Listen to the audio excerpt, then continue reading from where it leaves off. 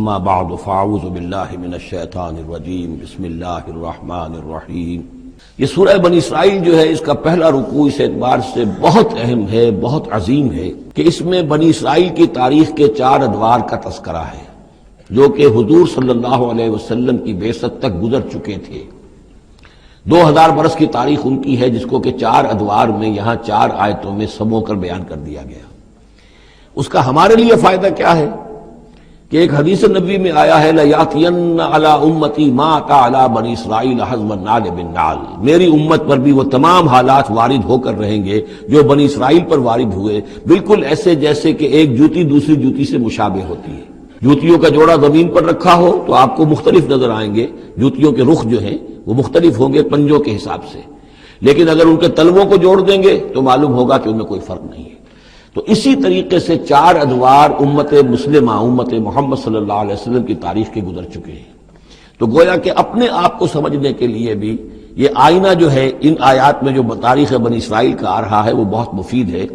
سبحان الذی اسریٰ بعبدہ لیلا من المسجد الحرام الی المسجد الاقصی، پاک ہے وہ ذات کہ جو لے گئی راتوں رات اپنے بندے کو صلی اللہ علیہ وسلم مسجد الحرام سے، یعنی مکہ مکرمہ خانہ کعبہ کے پاس سے، الی المسجد الاقصی، دور کی مسجد کی طرف، یعنی یروشلم مسجد اقصی جو کہ قبلہ رہا ہے بنی اسرائیل کا، الذی بارکنا حولہ، جس کے ماحول کو ہم نے بابرکت بنایا ہے۔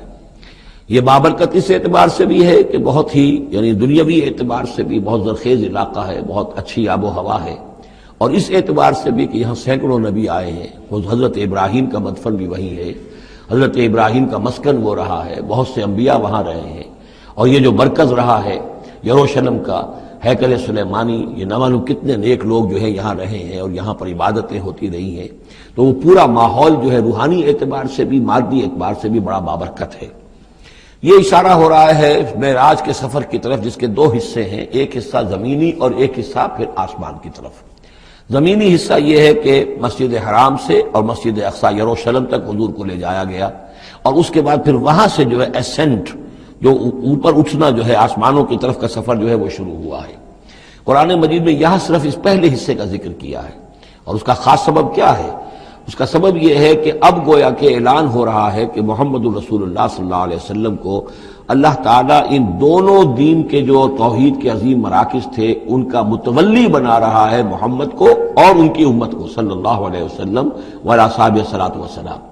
اس حوالے سے آپ کو وہاں لے جایا گیا، وہاں تمام انبیاء کرام ان کی ارواح وہاں جمع ہوئی، جو بھی ان کو اللہ تعالیٰ نے اس کو جسد دیے ہوں گے، مثالی جسد دیے جن حقیقتوں کو ہم نہیں جان سکتے، یہ تمام جو ہے پھر متشابہات میں آ جائے گا۔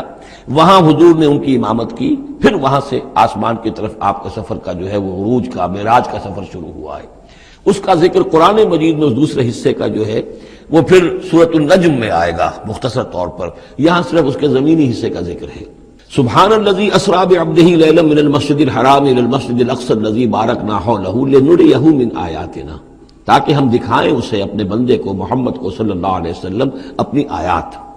انہ هو السمیع العلیم، یقیناً سمیع البصیر، یقیناً وہی اللہ ہے سب کچھ سننے والا، سب کچھ دیکھنے والا۔ اب اس کے بعد وہ جو مرکز تھا وہاں پر، چونکہ بنی اسرائیل کی تاریخ کا وہ مرکز رہا ہے، حضرت سلیمان علیہ السلام نے اس کو تعبیر کیا تھا، تو اب ان کی تاریخ کا حوالہ شروع ہو رہا ہے۔ وآتینا موسیٰ الکتاب، اور ہم نے موسیٰ کو کتاب دی تھی یعنی تورات، وجعلناہ ھدی لبنی اسرائیل، اور ہم نے اسے بنایا تھا ہدایت نامہ، رہنمائی بنی اسرائیل کے لیے۔ وہ ھدی للناس اس معنی میں نہیں تھی کہ تمام نوع انسانی کے لیے ہو، بلکہ وہ در حقیقت بنی اسرائیل کے لیے ہدایت نامہ۔ وجعلناہ ھدی لبنی اسرائیل اللہ تتخذوا من دونی وکیلا، اور اس کی تعلیم کا لب لباب اور خلاصہ، توحید کا اصل جو جوہر ہے، مغز ہے، وہ کیا ہے؟ اللہ کے سوا کسی کو کارساز نہ سمجھو، مت پکڑو کسی اور کو میرے سوا کارساز، کسی پر تمہارا بھروسہ، کسی پر توکل نہ ہو میرے سوا۔ یہ توحید کا لب لباب ہے، خلاصہ ہے۔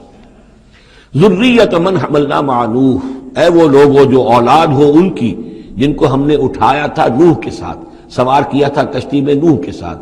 حضرت نوح علیہ السلام کے 3 بیٹے، سام، حام، یافس، اور ظاہر بات ہے سام ہی کی نسل ہے یہ کہ جس میں حضرت ابراہیم کی پیدائش ہوئی، اور انہی کی نسل ہے یہ بنی اسرائیل۔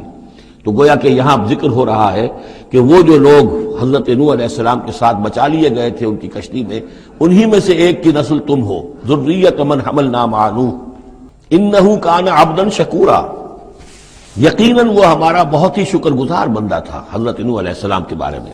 وَقَضَيْنَا إِلَىٰ بَنِي إِسْرَائِيلَ فِي الْكِتَابِ لَتُفْسِدُنَّ فِي الْأَرْضِ مَرَّتَيْنِ، اور ہم نے یہ پہلے ہی متنبہ کر دیا تھا بنی اسرائیل کو کتاب میں کہ 2 مرتبہ تم زمین میں بڑا فساد مچاؤ گے، وَلَتَعْلُنَّ عُلُوًّا كَبِيرًا، اور بہت ہی تم سرکشی کرو گے، بہت بڑی سرکشی کرو گے۔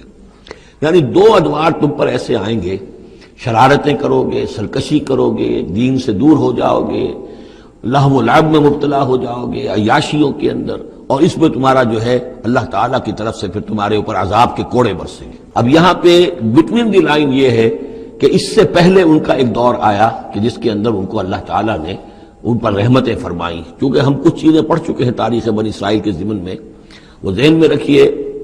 حضرت موسیٰ علیہ السلام لے کر نکلے بنی اسرائیل کو مصر سے، تو یہ 1400 قبل مسیح کی بات ہے۔ اس کے بعد وہ آئے ہیں، تورات انہیں ملی ہے جبکہ وہ جبل طور کے پاس پڑاؤ ڈالا ہے۔ وہاں سے پھر شمال مشرق کی طرف چلے ہیں، جب کہا گیا کہ جنگ کرو قوم نے انکار کر دیا، تو 40 برس تک کی سزا مل گئی ان کی بزدلی کی وجہ سے۔ 40 برس تک وہ اسی صحرا میں بھٹکتے پھرے۔ اسی دوران حضرت موسیٰ کا انتقال ہو گیا اور حضرت ہارون کا بھی انتقال ہو گیا۔ لیکن پھر صحرا میں جو نسل پیدا ہوئی وہ پلی بڑھی، وہ ہمت والی تھی، مشقت دیکھی ہوئی تھی اس نے پھر جنگ کی اور جہاد کیا۔ حضرت یوشع ابن نون جو خلیفہ اول تھے حضرت موسیٰ علیہ السلام کے، ان کی سرکردگی میں تو فلسطین فتح کر لیا۔ پہلا شہر جو فتح ہوا وہ اریحا یا جریکو ہے، تو آج بھی موجود ہے وہ شہر۔ اس کے بعد انہوں نے کچھ عرصے کے اندر پورا فلسطین فتح کر لیا، لیکن غلطی یہ کی کہ اس میں ایک مرکزی حکومت نہیں بنائی، بہت سے 12 حکومتیں، 12 قبیلے تھے، جیسے 12 چشمے ان کو دیے گئے تھے، 12 حکومتیں بنا لی۔ پھر آپس میں لڑنے بھی لگے، طوائف الملوکی ہوئی۔ تو آس پاس کے جو مشرک اور کافر قومیں تھیں سیریا وغیرہ میں اور آس پاس اردن کے رہنے والی، انہوں نے پھر جو ہے ان کے اندر ریشہ دوانی شروع کی، اور ایک دور یہ آیا کہ اس میں ان کو بہت سے لوگوں کو اپنے گھروں سے نکال دیا گیا، اور وہ لوگ بڑی زوال سے دوچار ہو گئے۔ تب انہیں ہوش آیا، انہوں نے سیموئیل نبی جو ان کے تھے ان سے کہا کہ ہمارے لیے سپہ سالار مقرر کیجئے، ایک سپہ سالار ہو تاکہ اس کے پیچھے ہم سب کے سب 12 کے 12 قبیلے جمع ہو کر جنگ کریں، تو پھر یہ کہ اپنے دشمنوں کو فتح حاصل ہو۔ یہ وقفہ تقریباً 300 برس کا ہے، جس کے بعد وہ جنگ ہوئی ہے طالوت اور جالوت کی، اور حضرت طالوت نے جالوت کو قتل کیا۔ پھر حضرت داؤد منظر پر آ گئے، پھر طالوت، حضرت داؤد اور حضرت سلیمان، یہ 3 ان کی حکومتیں ہیں تقریباً 100 برس پر پھیلی ہوئی۔ 16 برس طالوت کے، 40 برس حضرت داؤد کے، 40 برس حضرت سلیمان کے۔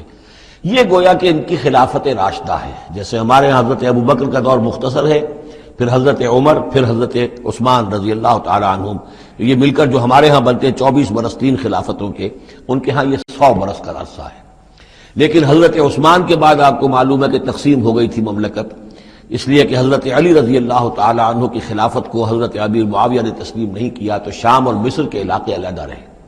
بالکل اسی طرح ہوا وہاں پر بھی کہ حضرت سلیمان کے بعد ان کے 2 بیٹوں میں جو مملکت تقسیم ہو گئی، ایک شمالی مملکت تھی جس کا نام اسرائیل تھا اور سامریہ اس کا دارالخلافہ تھا، ایک جنوبی تھی یہودا اور وہ اس کا جو ہے یا یروشلم اس کا دارالخلافہ۔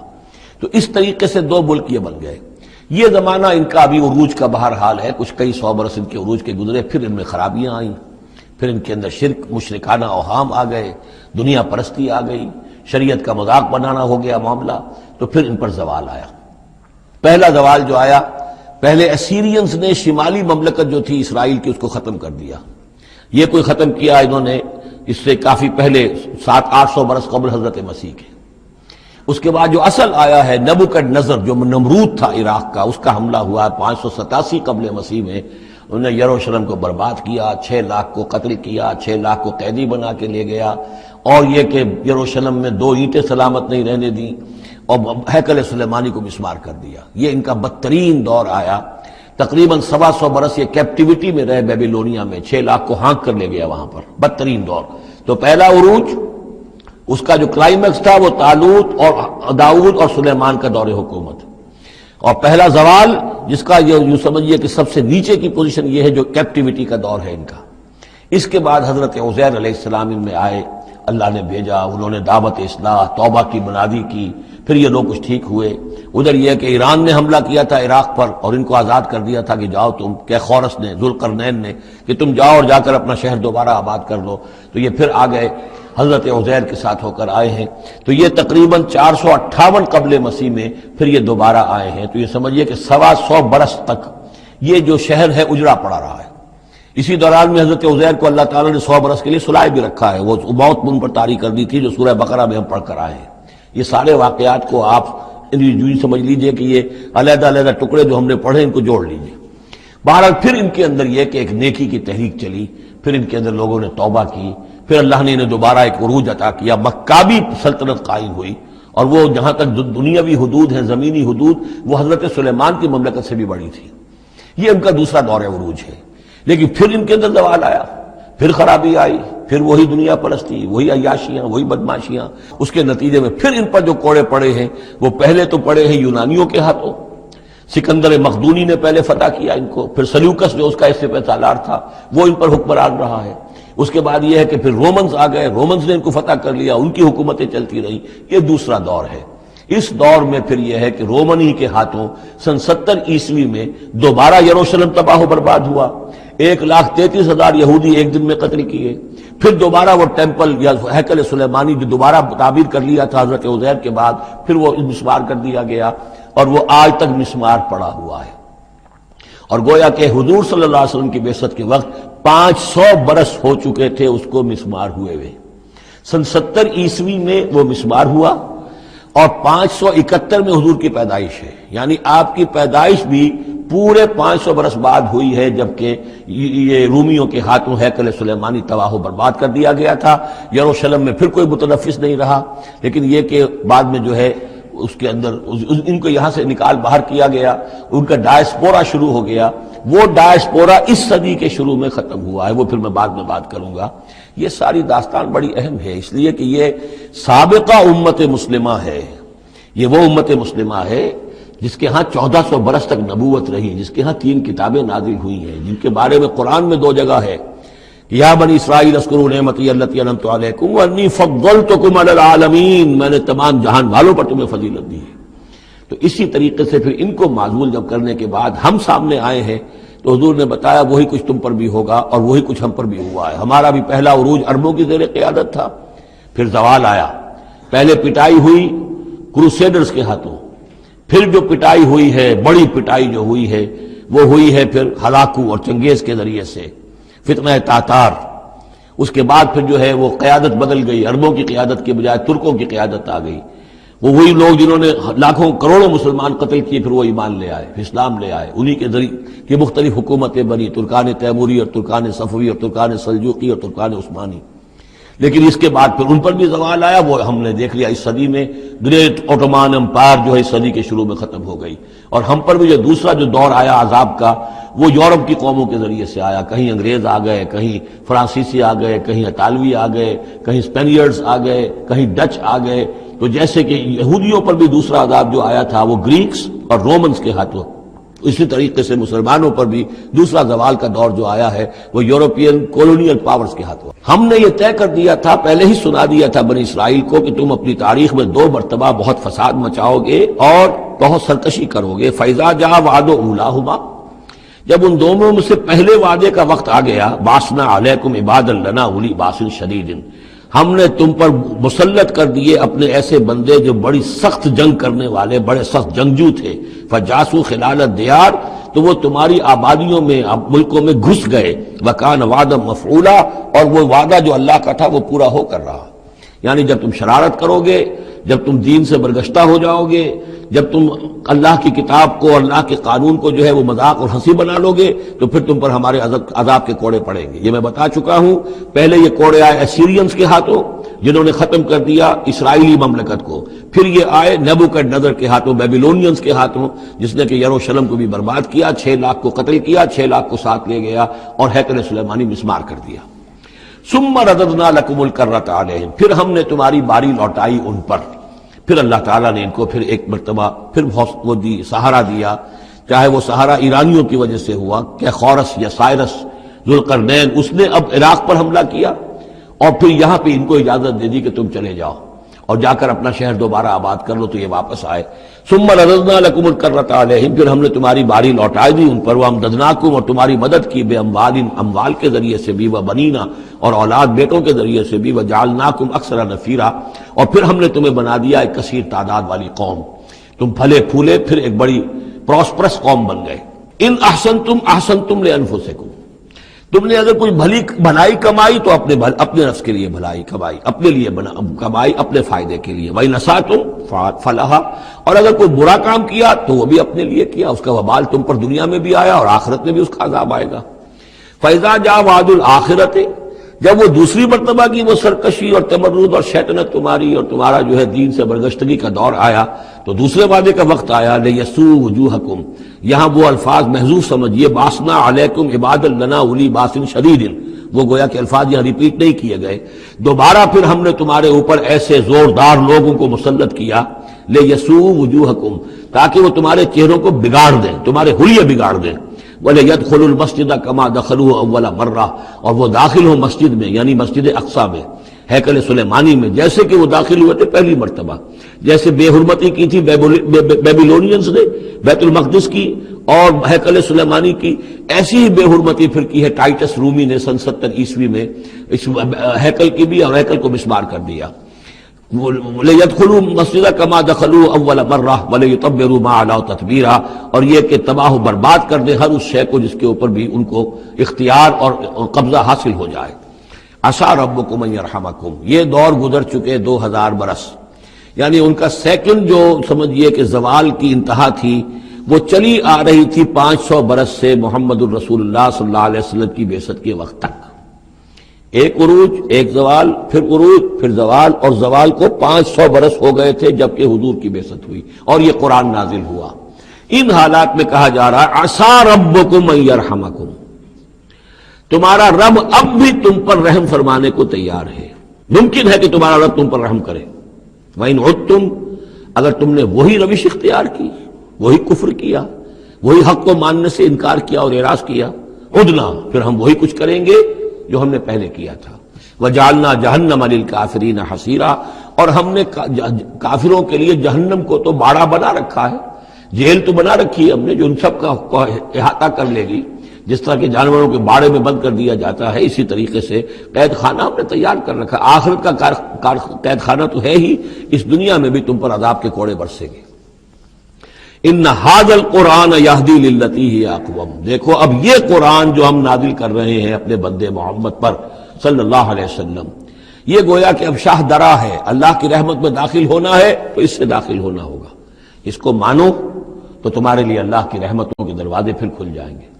جو بھی اللہ نے وعدے کیے ہیں اپنے اس آخری نبی اور ان کی امت کے لیے، تم بھی اس میں شامل ہو جاؤ گے، انہی کی برکتوں سے تم بھی حصہ پاؤ گے۔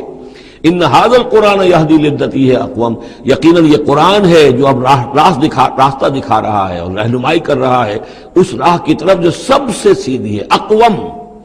وَيُبَشِّرُ الْمُؤْمِنِينَ، اور بشارت دیتا اہل ایمان کو، الَّذِينَ يَعْمَلُونَ الصَّالِحَاتِ، جو نیک عمل بھی کریں، أَنَّ لَهُمْ أَجْرًا كَبِيرًا، کہ ان کے لیے بہت بڑا اجر ہے، وَأَنَّ الَّذِينَ لَا يُؤْمِنُونَ بِالْآخِرَةِ، اب دیکھیے جہاں بھی وہ بات آتی ہے عمل کی خرابی کی تو ایمان بالآخرہ کا تذکرہ، اور وہ لوگ کہ جو ایمان نہیں رکھتے آخرت پر، آتدنا لہم عذابا علیما، ان کے لیے تو ہم نے فراہم کیا ہوا ہے دردناک عذاب۔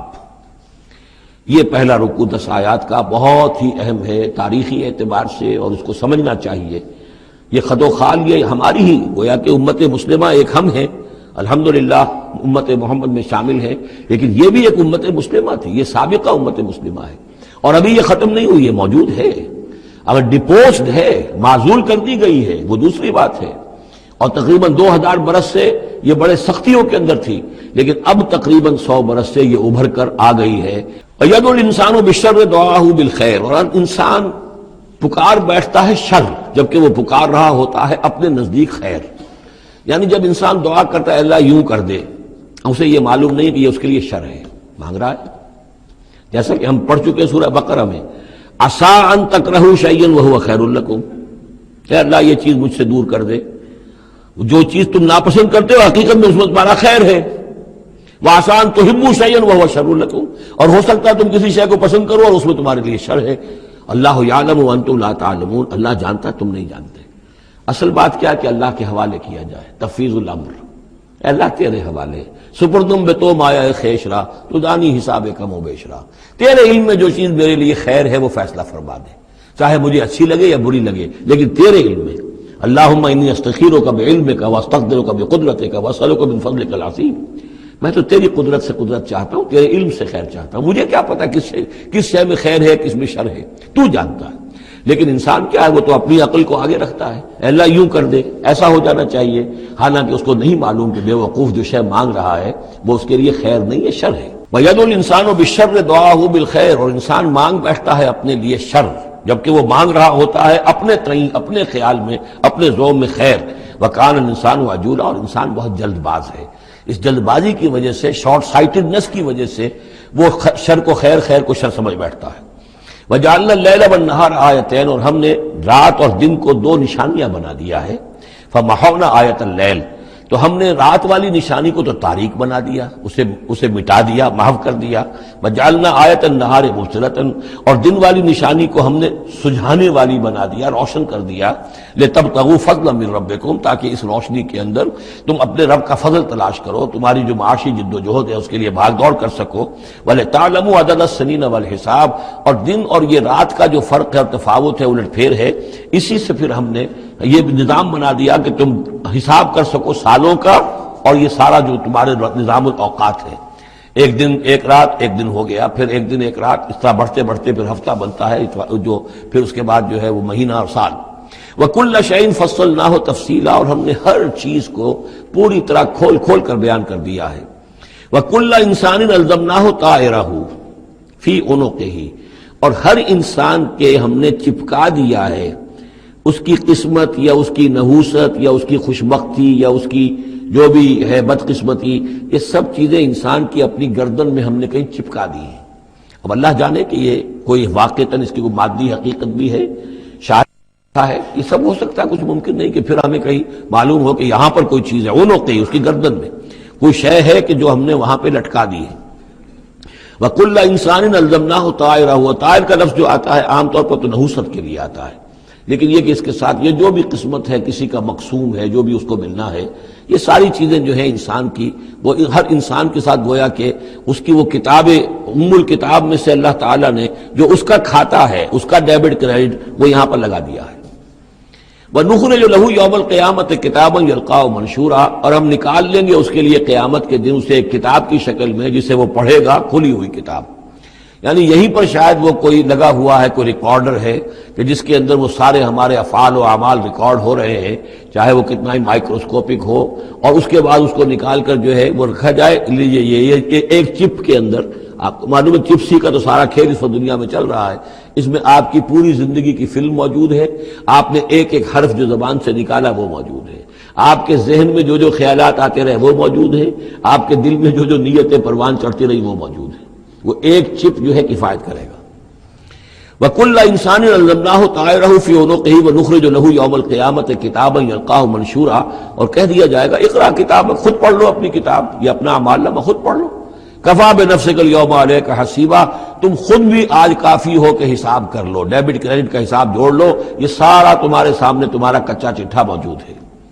من اہتدی فانما یہتدی لنفسہ، جو کوئی بھی ہدایت پر آتا ہے، ہدایت کو اختیار کرتا ہے تو وہ اپنے بھلے کے لیے، اپنے فائدے کے لیے۔ ومن ضل فانما یضل علیہا، اور جو گمراہ ہوتا ہے ظاہر بات ہے وہ اپنے اوپر ہی اس کا وبال لے گا، گمراہ ہوتا ہے اپنے اوپر، اپنے خلاف، اپنے اوپر ہی وبال لے گا۔ ولا تزر وازرۃ وزر اخری، اور دیکھو نہیں ہوگی کوئی جان اٹھانے والی کسی اور کے جان کے بوجھ کو، ہر ایک کو اپنا بوجھ خود اٹھانا ہے، جو بھی آپ کے اعمال کا انبار ہے وہ آپ کے کندھوں پر ہوگا، کوئی اور نہیں اٹھا سکے گا۔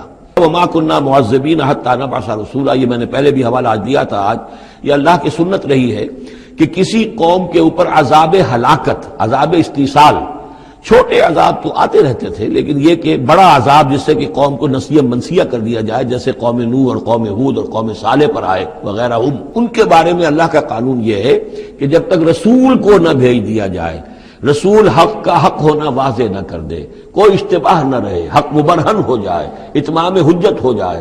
رسلا مبشرین و منذرین لئلا یکون للناس علی اللہ حجت بعد الرسل، پھر اس کے بعد عذاب آتا تھا۔ وما كنا معذبین حتی نبعث رسولا، ہم عذاب دینے والے نہیں رہے ہیں جب تک کہ رسول نہ بھیج دیں۔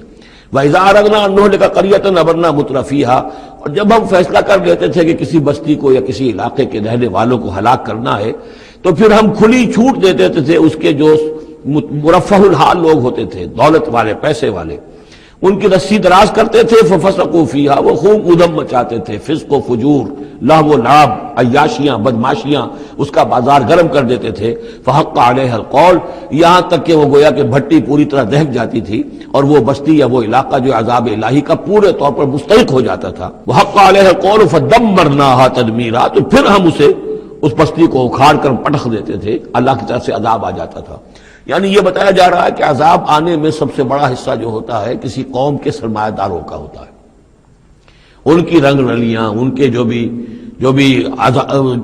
ان کے عیش اور ان کی عیاشیاں، ان کی بدماشیاں جو ہیں، در حقیقت وہ عوام اگر روک نہیں رہے تو وہ بھی مجرم ہو گئے۔ ہاں، جو روکنے والے ہیں، نہیں منکر کرنے والے، ان کو اللہ تعالیٰ بچا لیتا ہے، ورنہ یہ کہ جن لوگوں نے ان کو روکا نہیں، گویا کہ وہ انہی کے حکم میں ہیں۔ وَكَمْ أَهْلَكْنَا مِنَ الْقُرُونِ مِن بَعْدِ نوح، اور کتنی ہی نسلوں اور قوموں کو ہم نے ہلاک کیا ہے نوح کی قوم کے بعد۔ وَكَفَىٰ بِرَبِّكَ بِذُنُوبِ عِبَادِهِ خَبِيرًا بَصِيرًا، اور آپ کا رب کافی ہے لوگوں کے گناہوں سے واقف ہونے کے اعتبار سے، وہ جانتا ہے۔ کفا بربک بذنوب عبادہ خبیرا بصیرا، خبیر اور بصیر ہونے کے اعتبار سے خوب جانتا ہے کس نے کیا کمایا ہے، کس نے کون کون سے گناہ جو ہیں اپنے نامہ اعمال میں درج کرائے ہیں۔ یہ جو اب آیتیں آ رہی ہیں یہ اس موضوع پر، اگرچہ یہ موضوع جو ہے قرآن مجید میں بار بار آتا ہے، لیکن یہ مقام اس موضوع کے لیے ذروہ سنام ہے قرآن کا، چوٹی یہ ہے اس موضوع پر۔ وہ موضوع کیا ہے؟ من کان یرید العاجلۃ عجلنا لہ فیہا ما نشاء لمن نرید، جو کوئی عاجلہ کا طلبگار بنتا ہے، اس دنیا ہی کا طالب ہے، یہیں کا عیش، یہیں کا آرام، یہیں کی دولت، یہیں کا نام، یہیں کی شہرت، یہیں کا اقتدار، بس یہیں کا چاہیے، یہی چاہیے۔ من کان یرید العاجلۃ، جو ارادہ کر رہا ہے اسی کا، عجلنا لہ فیہا، تو ہم جلد دے دیتے ہیں اسے اس میں سے، کچھ دولت دے دیں گے، کچھ اور شہرت دے دیں گے، کچھ دنوں کے لیے وزیر اعظم بنا دیں گے، کچھ اور کر دیں گے، ان کی محنت جو ہے اس کو کسی نہ کسی درجے میں کامیاب کر دیں گے، لیکن دو شرطوں کے ساتھ۔ ما نشاء لمن نرید، جتنا ہم چاہیں گے اور جس کے لیے چاہیں گے۔ یہ ضروری نہیں کہ ہر شخص جو دنیا کا طالب ہے دنیا اسے مل ہی جائے۔ بہت سے ایسے لوگ ہوتے ہیں وہ ساری عمر اپنے آپ کو ہلکان بھی کر دیتے ہیں، دنیا پھر بھی ہاتھ نہیں آتی، ایسا بھی ہوتا ہے۔ یہ اللہ کا فیصلہ ہوتا ہے، جتنا ہم چاہتے ہیں، جس کو چاہتے ہیں، دنیا میں اس کی محنت کا نتیجہ دے دیتے ہیں۔ من کان یرید العاجلۃ عجلنا لہ فیہا ما نشاء لمن نرید ثم جعلنا لہ جہنم، پھر چونکہ وہ طالب دنیا کا تھا، اس میں سے ہم نے انہیں دے دیا جتنا چاہا، پھر اس کے لیے ہم جہنم مقرر کر دیتے ہیں، یصلاھا مذموما مدحورا، اس میں وہ داخل ہوگا مذمت زدہ ہو کر اور دھکے دیے جا کر۔ اب دوسری طرف من اراد الآخرۃ، اب یہ ہے اصل شے جس کو لٹمس ٹیسٹ میں کہتا ہوں۔ ہر شخص اپنے گریبان میں جھانکے، میں طالب آخرت ہوں یا طالب دنیا ہوں؟ دنیا کی بجائے یہ لفظ عاجلہ آیا ہے، دنیا بھی مؤنث ہے، ادنا قریب کی شے کو کہتے ہیں ادنا، اور اس کا مؤنث دنیا۔ عاجل جلدی والی شے، دنیا جو ہے یہ زندگی نقد ہے اور یہ فوری طور پر ہے، یہاں کی جو راحت ہے وہ بھی نقد ہے، یہاں کی تکلیف ہے وہ بھی نقد ہے، فوری طور پر محسوس ہو جاتی ہے۔ آخرت کی راحت بھی ابھی وہ بعد میں آنے والی شے ہے اور وہاں کا عذاب بھی بعد میں آنے والا، اس لیے وہ آخرہ ہے۔ تو آخرہ کے مقابلے میں یا دنیا کا لفظ آئے گا یا عاجلہ کا لفظ آئے گا۔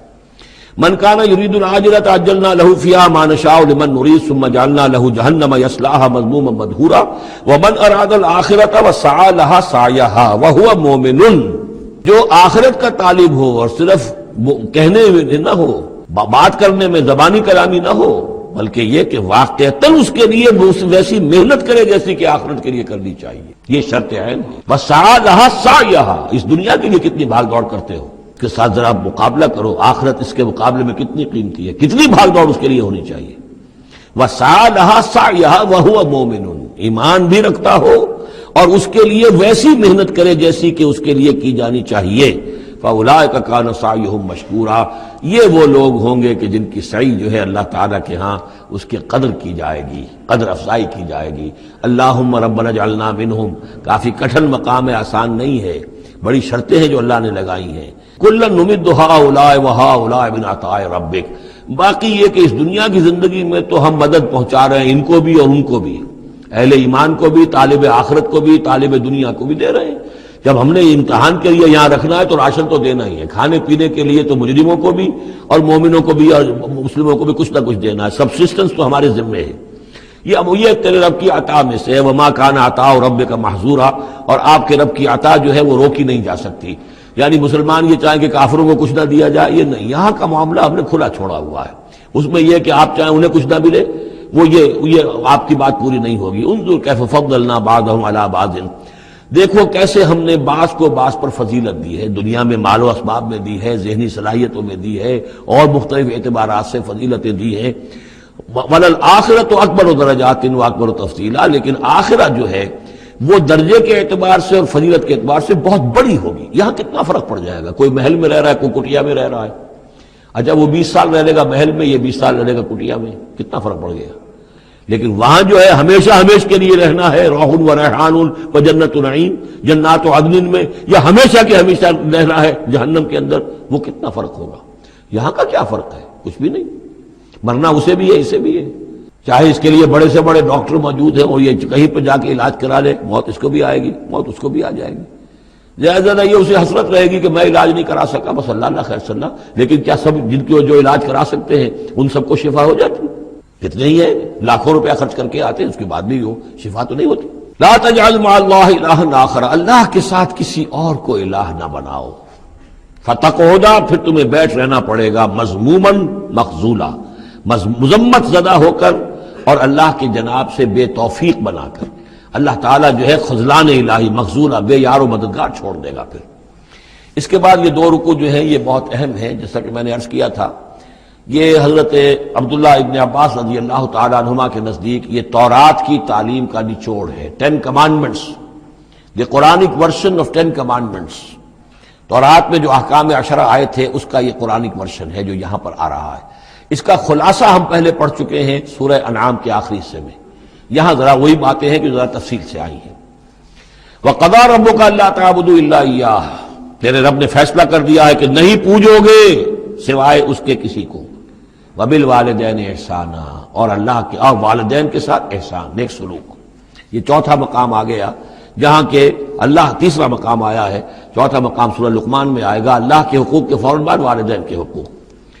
اما یبلغن عندک الکبر، اگر پہنچ ہی جائیں وہ دونوں بڑھاپے تک تمہارے پاس، احدہما، وہ اکیلے، کوئی ایک ان میں سے، او کلاہما، یا دونوں، یعنی والدین اس بڑھاپے کی اور ضعیفی کی عمر کو پہنچ گئے، یا والد فوت ہو گئے، والدہ ضعیفی کی عمر کو پہنچ گئی، یا والدہ فوت ہو گئی، والد ضعیفی کی عمر کو پہنچ گئے، یا دونوں کے دونوں ضعیفی کی عمر کو پہنچ گئے۔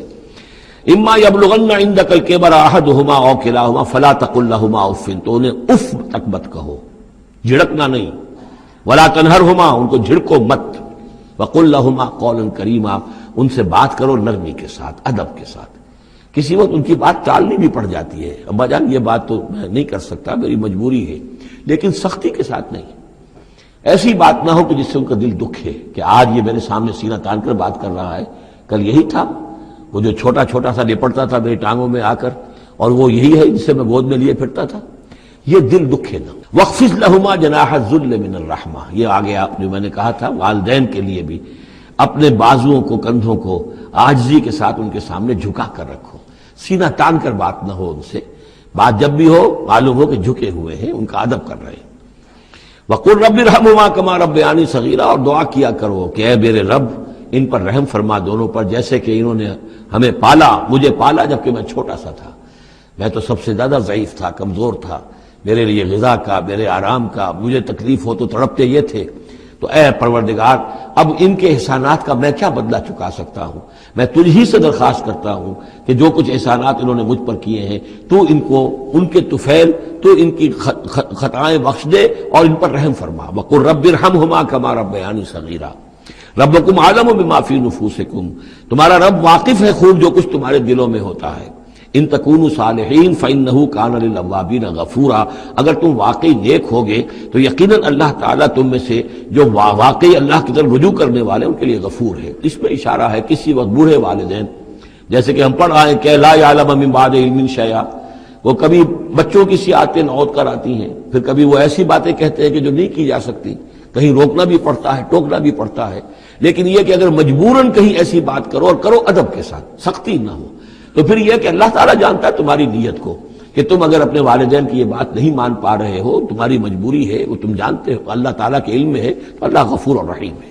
وَآتِ ذَا الْقُرْبَىٰ حَقَّهُ، اور قرابت داروں کو بھی ان کا حق ادا کرو، والمسکین، اور مسکین کو، وابن السبیل، اور مسافر کو، ولا تبذر تبذیرا، اور نام و نمود کے لیے اپنی دولت مت اڑاؤ۔ تبذیر جو ہے اسراف سے بہت بڑا جرم ہے۔ اسراف یہ ہے کہ ضرورت سے زائد خرچ کیا جائے۔ کھانا آپ کی ضرورت ہے، وہ کھانا ایک سالن روٹی سے بھی آپ کی غذا پوری ہو سکتی ہے، لیکن 4 کھانے، یہ اسراف ہے۔ کپڑا آپ کی ضرورت ہے، لیکن وارڈروب بھری ہوئی ہے کپڑوں سے، یہ اسراف ہے۔ جتنے آپ کے لیے لازم ہے، ضروری ہے، وہ رکھیے۔ اور تبذیر یہ ہے کہ بلا ضرورت خرچ کرنا، صرف نام و نمود کے لیے، اپنی دولت کی نمائش کے لیے، شادیوں پر خرچ ہو رہا ہے اور کس قدر ہو رہا ہے، دھوم دھڑکتا ہے، کوئی اس کی ضرورت نہیں ہے، یہ ہے تبذیر۔ ولا تبذر تبذیرا، اپنی دولت کو نام و نمود کے لیے مت اڑاؤ۔ ان المبذرین کانوا اخوان الشیاطین، یقیناً یہ مبذرین جو ہیں، یہ فضول خرچی کرنے والے، بیکار دولت اڑانے والے، اپنی دولت کی نمائش کے لیے، یہ شیطانوں کے بھائی ہیں۔ یہ کیوں ہے؟ یہ بات جب میری سمجھ میں آئی تھی تو بہت قرآن مجید کے ایک اعجاز کا ایک پہلو مجھ پر منکشف ہوا تھا کہ وہ جو آیت ہم پڑھ چکے سورہ مائدہ میں، شیطان کیا چاہتا ہے؟ انما یرید الشیطان ان یوقع بینکم العداوۃ والبغضاء فی الخمر والمیسر، شیطان یہ چاہتا ہے کہ تمہارے مابین دشمنی پیدا کرے، بغض پیدا کر دے شراب اور جوئے کے ذریعے سے۔ وہی بغض اور دشمنی جو ہے وہ اس سے پیدا ہوتی ہے کہ کسی سیٹھ صاحب کی بیٹی کی شادی ہے اور اس پر جو کچھ ہو رہا ہے، وہ جو پوری کوٹھی جو ہے وہ بنی ہوئی ہے، بقائے نور بنی ہوئی ہے اور دھوپ دھڑ رہا ہے۔ اچھا اسی سیٹھ صاحب کا کوئی شوفر بھی ہوگا، کوئی پہرے دار ہوگا، کوئی مالی ہوگا، کوئی اس کا خانسامہ ہوگا، اس کی بچی شاید بوڑھی ہو رہی ہو، اس کے ہاتھ پیلے نہیں ہو رہے ہیں، کیا ہوگا اس کے دل میں؟ کیا چھریاں نہیں چل رہی ہوں گی اس کے دل میں؟ کیا پھر محبت پیدا ہوگی یا نفرت پیدا ہوگی؟ پھر تو ایسا ہوگا کہ جب اس کا داؤ چلے گا، یہ پیٹ پھاڑے گا اپنے اس سیٹھ کا اور لے کر جائے گا۔ یہ ہے وہ دشمنی ڈالنے والی بات، تبذیر جو ہے، جس سے کہ دشمنی پیدا ہوتی، طبقاتی شعور پیدا ہوتا ہے، ہیوز اور ہیو ناٹس کے درمیان ایک جو خلیج ہے وہ زیادہ سے زیادہ جو ہے گہری اور چوڑی ہوتی چلی جاتی ہے۔ وَكَانَ الشَّيْطَانُ لِرَبِّهِ كَفُورًا، اور یقیناً شیطان اپنے رب کا بہت ہی ناشکرا تھا۔ وَإِمَّا تُعْرِضَنَّ عَنْهُمْ ابْتِغَاءَ رَحْمَةٍ مِّن رَّبِّكَ تَرْجُوهَا، اور اگر تمہیں اعراض کرنا ہی پڑ جائے ان سے، یعنی قرابت دار ہے، کوئی اور آپ سے کوئی سائل آ گیا ہے، کوئی اور ہے جو آپ سے کوئی مدد چاہ رہا ہے، اگر آپ کو اعراض کرنا ہی پڑ جائے، کیوں؟ ابتغاء رحمت من ربک ترجوہا، کہ خود تم اپنے رب کی رحمت کے ابھی امیدوار ہو، یعنی اس وقت تمہارے پاس کچھ نہیں ہے، تم بھی امید میں ہو کہ اللہ تعالیٰ تمہیں بھی نواز دے، تمہارے پاس کچھ نہیں ہے، تو اگر اپنے قرابت داروں سے یا ان سے اعراض کرنا پڑ رہا ہے، فَقُلْ لَهُمْ قَوْلًا مَيْسُورًا، تو بات ان سے وہ کرو کہ جو بڑی نرم ہو، شرافت کے ساتھ، انہیں جھڑکو نہیں۔ وَلَا تَجْعَلْ يَدَكَ مَغْلُولَةً إِلَىٰ عُنُقِكَ، اور نہ تو اپنے ہاتھ کو باندھ لو اپنی گردن کے ساتھ، یہ اصل میں کنایا ہے، استعارہ ہے بخل سے، کہ ہاتھ بندھا ہوا ہے، اس ہاتھ سے کچھ نکل ہی نہیں سکتا، کسی کو کچھ خیر جو ہے وہ مل ہی نہیں سکتا۔ وَلَا تَبْسُطْهَا كُلَّ الْبَسْطِ، اور نہ ہی ہاتھ کو کھول دو پورا کا پورا، یعنی یہ کہ بسا اوقات انسان کے اندر نیکی کا جذبہ اتنا جوش کھاتا ہے کہ سب کچھ اللہ کی راہ میں دے کر خود فقیر ہو جائے، یہ بھی نہیں، بلکہ یہ کہ ایک اعتدال کی رعایت ہونی چاہیے۔ فَتَقْعُدَ مَلُومًا مَحْسُورًا، ایک وقت میں جذبات کے رو میں آ کر تو یہ سب کچھ کر بیٹھے، اور بعد میں تم جو ہے بیٹھے رہو گے الزام کھائے ہوئے اور ہارے ہوئے، اور پھر ہو سکتا ہے کہ الٹا یہ خیال ہو کہ کیا حماقت میں کر بیٹھا، مجھے جو ہے ذرا اس میں اعتدال کی روش اختیار کرنی چاہیے تھی۔ اس میں بسا اوقات ایسا ہوتا ہے کہ انسان یہ سمجھتا ہے کہ یہ غریب آدمی میرا رشتہ دار جو ہے، میں اس کی کسی نہ کسی طریقے سے اب اس کے حالات بگڑے ہوئے ٹھیک کر ہی دوں، لہذا وہ اپنی امکانی حد تک مدد کر رہا ہے، لیکن حالات ٹھیک نہیں ہو رہے اس کے، تو فرمایا ان ربک یبسط الرزق لمن یشاء ویقدر، یہ جو ہے کسی شخص کے اوپر رزق کا کشادہ ہو جانا اور کسی کے اوپر رزق کی تحقیق ہو جانا، یہ تمہارے اختیار میں نہیں ہے، یہ تیرے رب کے اختیار میں ہے، اللہ کے اختیار میں ہے، لہذا اپنا سا فرض ادا کرو جو تم کر سکتے ہو، معقول طریقے سے، معتدل طریقے سے، متوازن طریقے سے وہ کرو، تم یہ نہ سمجھو کہ تم کسی کے حالات کو بدلنے پر قادر ہو۔ ان ربک یبسط الرزق لمن یشاء ویقدر، یقیناً یہ تو تیرا رب ہی ہے کہ جو کھول دیتا ہے رزق جس کے لیے چاہتا ہے، کشادہ کر دیتا ہے، اور تنگ کر دیتا ہے جس کے لیے چاہتا ہے۔ انہ کان بعبادہ خبیرا بصیرا، یقیناً وہ اپنے بندوں کے حق میں اپنے بندوں سے پوری طرح باخبر ہے اور ان کے حالات کو دیکھ رہا ہے۔ ولا تقتلوا اولادکم خشیۃ املاق، اور اپنی اولاد کو قتل مت کرو مفلسی کے اندیشے سے۔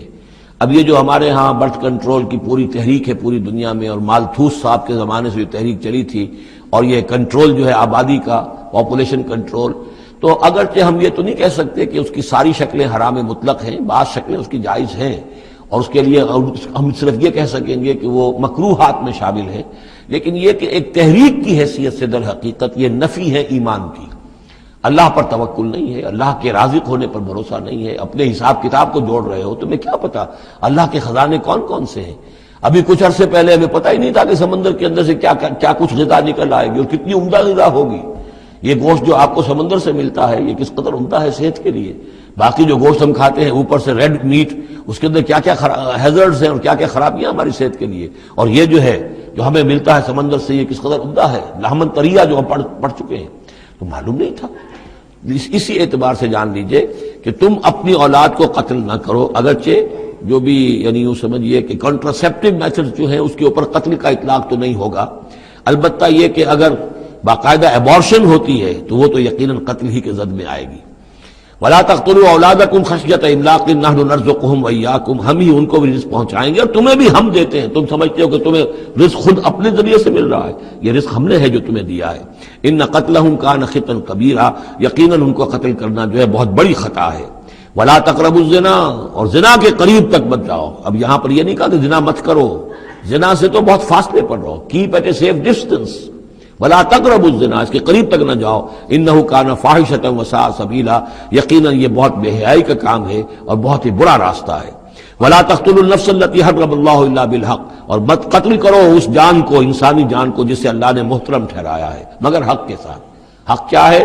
قاتل کو قتل کیا جائے گا، اس کی جان لے لی جائے گی، اس کے قتل کے بدلے خون کے بدلے خون، یا مرتد ہے اس اسلامی ریاست میں اسے قتل کر دیا جائے گا، یا یہ کہ زانی یا زانیہ ہے شادی شدہ اس کو رجم کیا جائے گا، یا یہ ہے کہ اور بھی کوئی قتل کی جو ہے جس کے اوپر یہ کہ عائد ہو جائے، کافر ہے حربی ہے، ہر کافر نہیں، جس کے ساتھ اعلان جنگ ہے اسے قتل کیا جائے گا، یہ ہے بالحق۔ ومن قتل مظلوما، اور جسے قتل کر دیا گیا مظلوم طور پر بغیر یعنی کسی حق کے ظلم سے، فقط جعلنا لولیہ سلطانا، تو اس کے ولی کو ہم نے ایک اختیار دیا ہے، اس کے اختیار ہے اب جو مقتول ہے اسلامی قانون میں اس کے ورثاء کو اختیار حاصل ہے، چاہے تو وہ قاتل کی جان لے لے، اصرار کریں اس پر کہ ہم خون کا بدلہ خون، جان کا بدلہ جان لیں گے، چاہے اسے معاف کر دیں، اور چاہے تو خون بہا لے کر اور جو رقم لے کر جو ہے اس کو معاف کر دیں۔ یہ تین شکلیں ہیں، لیکن اختیار ان کے پاس ہے، حکومت کے پاس نہیں ہے، کوئی جج یہ فیصلہ نہیں کر سکتا، کوئی صدر مملکت جو ہے اس کا مختار نہیں ہے، جو ہمارے دستور میں ان کو اختیار دے رکھا ہے وہ اسلام کے صریح منافی ہے۔ یہ تو در حقیقت اختیار ہے صرف مقتول کے ورثاء کا۔ فلا یسرف فی القتل، تو وہ بھی قتل میں حد سے تجاوز نہ کرے، یہ نہ کرے کہ ایک آدمی قتل کیا اس کے قبیلے والوں نے ہم ان کے 10 قتل کریں گے، نہیں، یہ نہیں، بلکہ یہ کہ ایک قاتل جو ہے در حقیقت قتل کے بدلے اسی قاتل کی جان لی جائے گی۔ انہو کان منصورا، اس کی مدد کی جائے گی، یعنی جو بھی مقتول کے ورثاء ہیں ان کی مدد کی جائے گی۔ ریاست کا کام یہ ہے کہ وہ قاتل کو تلاش کرے، قاتل کو پکڑے، مقدمہ چلائے، اس پر ثبوت فراہم کرنا، یہ سارا ریاست کا کام ہے، لیکن مقدمے میں مدعی ریاست نہیں ہے۔ ہمارے ہاں غلطی یہ کہ اسٹیٹ ورسس وہ قانون جو مقدمہ بنتا ہے اس میں مدعی حکومت ہوتی ہے، یہ نہیں ہے، ریاست نہیں ہے، بلکہ مدعی جو ہے وہ مقتول کے ورثاء ہیں اسلام میں قتل کے مقدمات میں۔ ولا تقربوا مال الیتیم الا بالتی احسن، یہ آیت ہم پہلے بھی پڑھ چکے ہیں، اور یتیم کے مال کے قریب تک بھی مت آؤ مگر بہترین طریقے سے، اس کی حفاظت کرو اور اس کو سنبھال کر رکھو، اس کو ضائع نہ کرو، اسے کھانے اور ہڑپ کرنے کی کوشش نہ کرو، حتی یبلغ اشدہ، یہاں تک کہ وہ اپنی پوری قوت کو پہنچ جائے، پوری جوانی کو پہنچ جائے، سمجھ کو پہنچ جائے، بالغ ہو جائے۔ وَأَوْفُوا بِالْعَهْدِ، اور عہد کو پورا کرو، ان العہد کان مسئولا، یقیناً عہد جو ہے معاہدہ جب بھی ہو جائے اس کے بارے میں مسئولیت ہے، اللہ کے ہاں جواب دہی کرنی پڑے گی، باس پرس ہوگی۔ وَأَوْفُوا الْكَيْلَ إِذَا كِلْتُمْ، اور جب بھی تم ماپو تو پورا ماپو، پیمانہ پورا بھرو۔ وزنوا بالقسطاس المستقیم، جب تولو تو پوری سیدھی ترازو کے ساتھ تولو، ذالک خیر واحسن تاویلا، یقیناً یہی بہتر ہے، اور انجام کے اعتبار سے بھی دیانتداری کے ساتھ پورا ناپ کر پورا تول کر اگر تم دے رہے ہو معاملہ، تو پھر جو بقیت اللہ ہے، پھر جو بھی اللہ کی طرف سے تمہیں نفع ہو جائے گا اس میں بہت برکت ہوگی، اس میں بہت خیر ہوگا۔ وَلَا تَقْفُ مَا لَيْسَ لَكَ بِهِ عِلْمٌ، ایسی چیز کے پیچھے مت پڑو یا مت لگو جس کے لیے تمہارے پاس علم نہیں ہے۔ یہ انسان کا بحیثیت اشرف المخلوقات، اس کا طرز عمل جو ہے وہ علم پر مبنی ہونا چاہیے، توہمات پر نہیں، خام خواہ کے توہمات جن کے لیے کوئی بنیاد نہیں، کوئی دلیل نہیں، ان توہمات کے اوپر انسان اپنی روش کو استوار کرے، یہ اس کے شایع نشان نہیں۔ البتہ اب علم جو ہے وہ دو طرح کے ہیں، یہ ہم سورہ بقرہ کے چوتھے رکوع میں دیکھ آئے ہیں۔ ایک ہے ہیومن نالج، ایکوائرڈ نالج، انسان جو علم حاصل کرتا ہے، اور ایک ہے ریویلڈ نالج جو اسے دیا جاتا ہے، وہ وحی کے ذریعے سے آتا ہے، الہام کے ذریعے سے آتا ہے۔ وہ ریویلڈ نالج جو ہے اس کے ریسیپینٹ جو ہے وہ ہیومن سول ہے، اسپرٹ ہے، یہ نہیں ہے، یہ سینسز نہیں ہے، یہ دماغ نہیں ہے۔ وہی چاہے جلی ہو چاہے خفی ہو، الہام ہو، کشف ہو، رؤیا صادقہ ہو، کوئی بھی شے ہو، اس کا تعلق اس حیوانی وجود سے نہیں ہے، اس کا در حقیقت اس روحانی وجود سے ہے جس کا مسکن قلب ہے۔ اب ظاہر بات ہے کہ اس میں بھی جو وہی خفی عام لوگوں کو ہو جاتی ہے، الہام ہو جاتا ہے، کچھ اور ہو جاتا ہے، وہ بھی کوئی دلیل نہیں ہے۔ اس شخص کے لیے تو دلیل ہے وہ، اگر وہ شریعت کے خلاف نہ ہو، لیکن کسی اور کے لیے دلیل نہیں ہے۔ جو ریویل نالج ہے اس میں صرف وحی جلی جو انبیاء کے پاس آئی ہے وہ دلیل ہے، وہ دلیل قاطع ہے، وہ برہان قاطع ہے۔ ان کے پاس جو وحی جلی آئی وہ بھی، اور جو وحی خفی آئی وہ بھی۔ وحی نبوت جو ہے وہ علم ہے، العلم۔ ایک علم تو یہ ہے، اور دوسرا علم وہ ہے جو انسان حاصل کرتا ہے خود۔ اس کے لیے یہ سینس آرگنز جو اس کو دیے گئے ہیں، حواس خمسہ، جن میں سے اہم ترین جو ہے ان السمع والبصر، سماعت اور بصارت، باقی یہ کہ تین اور بھی ہیں، چھونا ہے، چکھنا ہے، سونگنا ہے۔ ان سے جو سینس ڈیٹا ملتا ہے پھر وہ یہاں فیڈ ہوتا ہے دماغ میں، برین میں، اور یہ ایک کمپیوٹر ہے جو اسے پروسیس کرتا ہے، اس سے کچھ نتیجے نکالتا ہے۔ یہ آیت در حقیقت اس سے بحث کر رہی ہے۔ انسانی علم کے لیے اللہ تعالیٰ نے جو انسان کو ایپریٹس دیا ہے، جو آرگنز دیے ہیں، وہ ہے ان السمع والبصر والفؤاد، کل اولئک کان عنہ مسئولا۔ وہ سماعت ہے، بصارت ہے اور عقل ہے۔ یہ فؤاد کا ترجمہ میں نے عرض کیا تھا، عام طور پر دل کیا گیا ہے، حالانکہ کوئی اس کے لیے جو لغوی کوئی بنیاد موجود نہیں ہے کہ کون سا لفظ ہے، کون سا اس کا مادہ ہے۔ اس کا مادہ وہی ہے جس سے لفظ فائدہ نکلا ہے، اور آپ نے دیکھا ہوگا پرانے زمانے کتابوں میں کچھ لکھا پھر فے لکھ دیتے ہیں، فے فائدہ، یعنی اس بات سے یہ نتیجہ نکلتا ہے، پھر فے یہ نتیجہ نکلتا ہے، تو فائدہ نتیجہ ہے۔ اسی طرح فعید کہتے ہیں عربی زبان میں اس شے کو، جیسے سبزی ہے بہت سی، آپ نے اس کو ابال لیا اور بھون دیا تو اس میں پانی وانی نکل جاتا ہے، بجھ کر رہ جاتی تھوڑی سی ہو جاتی، بھجیا ہم کہتے ہیں، اس کے بھجیا بن گئی ہے۔ گوشت کا بھی یہ ہے کہ جب آپ اس کو سینکتے ہیں پانی وغیرہ نکل جاتا ہے، مختصر ہو جاتا ہے تو اس کا خلاصہ نکلتا ہے۔ تو سینس ڈیٹا سے جو خلاصہ نکالتا ہے پھر یہ برین کمپیوٹر، یہ ہے در حقیقت فؤاد۔ اس سے فائدہ حاصل کرنا، اس سے نتیجہ نکالا، اس سے انفر کرنا، اور اس سے انفر کر کے پھر جو بھی پاس میموری موجود ہے، سٹورڈ ہے اس کے اندر، اس کے ساتھ اس کو پھر وہ کمپیئر کرتا ہے، پھر کوئی نیا نتیجہ نکلتا ہے تو اب سٹور کر لیتا ہے کہ ایک بات اور مجھے معلوم ہو گئی۔ اور یہ اس طریقے سے رفتہ رفتہ انسانی علم بڑھتے بڑھتے کہاں تک پہنچ گیا ہے، عقلیں دنگ ہیں، کہاں تک پہنچ گیا۔ آج کسی ایک انسان کے لیے ممکن ہی نہیں رہا ہے کہ وہ پورا جو معلومات کا دائرہ اس وقت ہے تمام سائنسز کے اندر ان کا احاطہ کر سکے، ناممکن۔ کسی فزسسٹ کے لیے یہ ممکن نہیں ہے کہ صرف فزکس کے دائرے کی تمام معلومات کو وہ اپنے ذہن میں جمع کر سکے۔ اتنا بڑا ایکسپلوژن ہے معلومات کا، وہ سب اسی سے ہے۔ ان السمع والبصر والفؤاد کل اولئک کان عنہ مسئولا۔ ان چیزوں کی مسئولیت ہے، اللہ نے یہ چیزیں تمہیں دی ہیں، اب ان کو تو بند کر کے رکھ چھوڑو، توہمات کے اوپر اپنا بنیاد رکھ لو۔ زلزلہ کیسے آتا ہے؟ ایک گائے ہے، گائے کے دو سینگوں پر یا بیل کے دو سینگوں پر زمین کھڑی ہے، وہ ایک سینگ کے اوپر وہ ٹکا لیتا ہے، پھر جب ذرا وہ تھک جاتا ہے تو وہ بدلتا ہے تو دوسرے سینگ کے اوپر زمین کو لاتا ہے تو زلزلہ آ جاتا ہے۔ اس کے لیے کوئی دلیل؟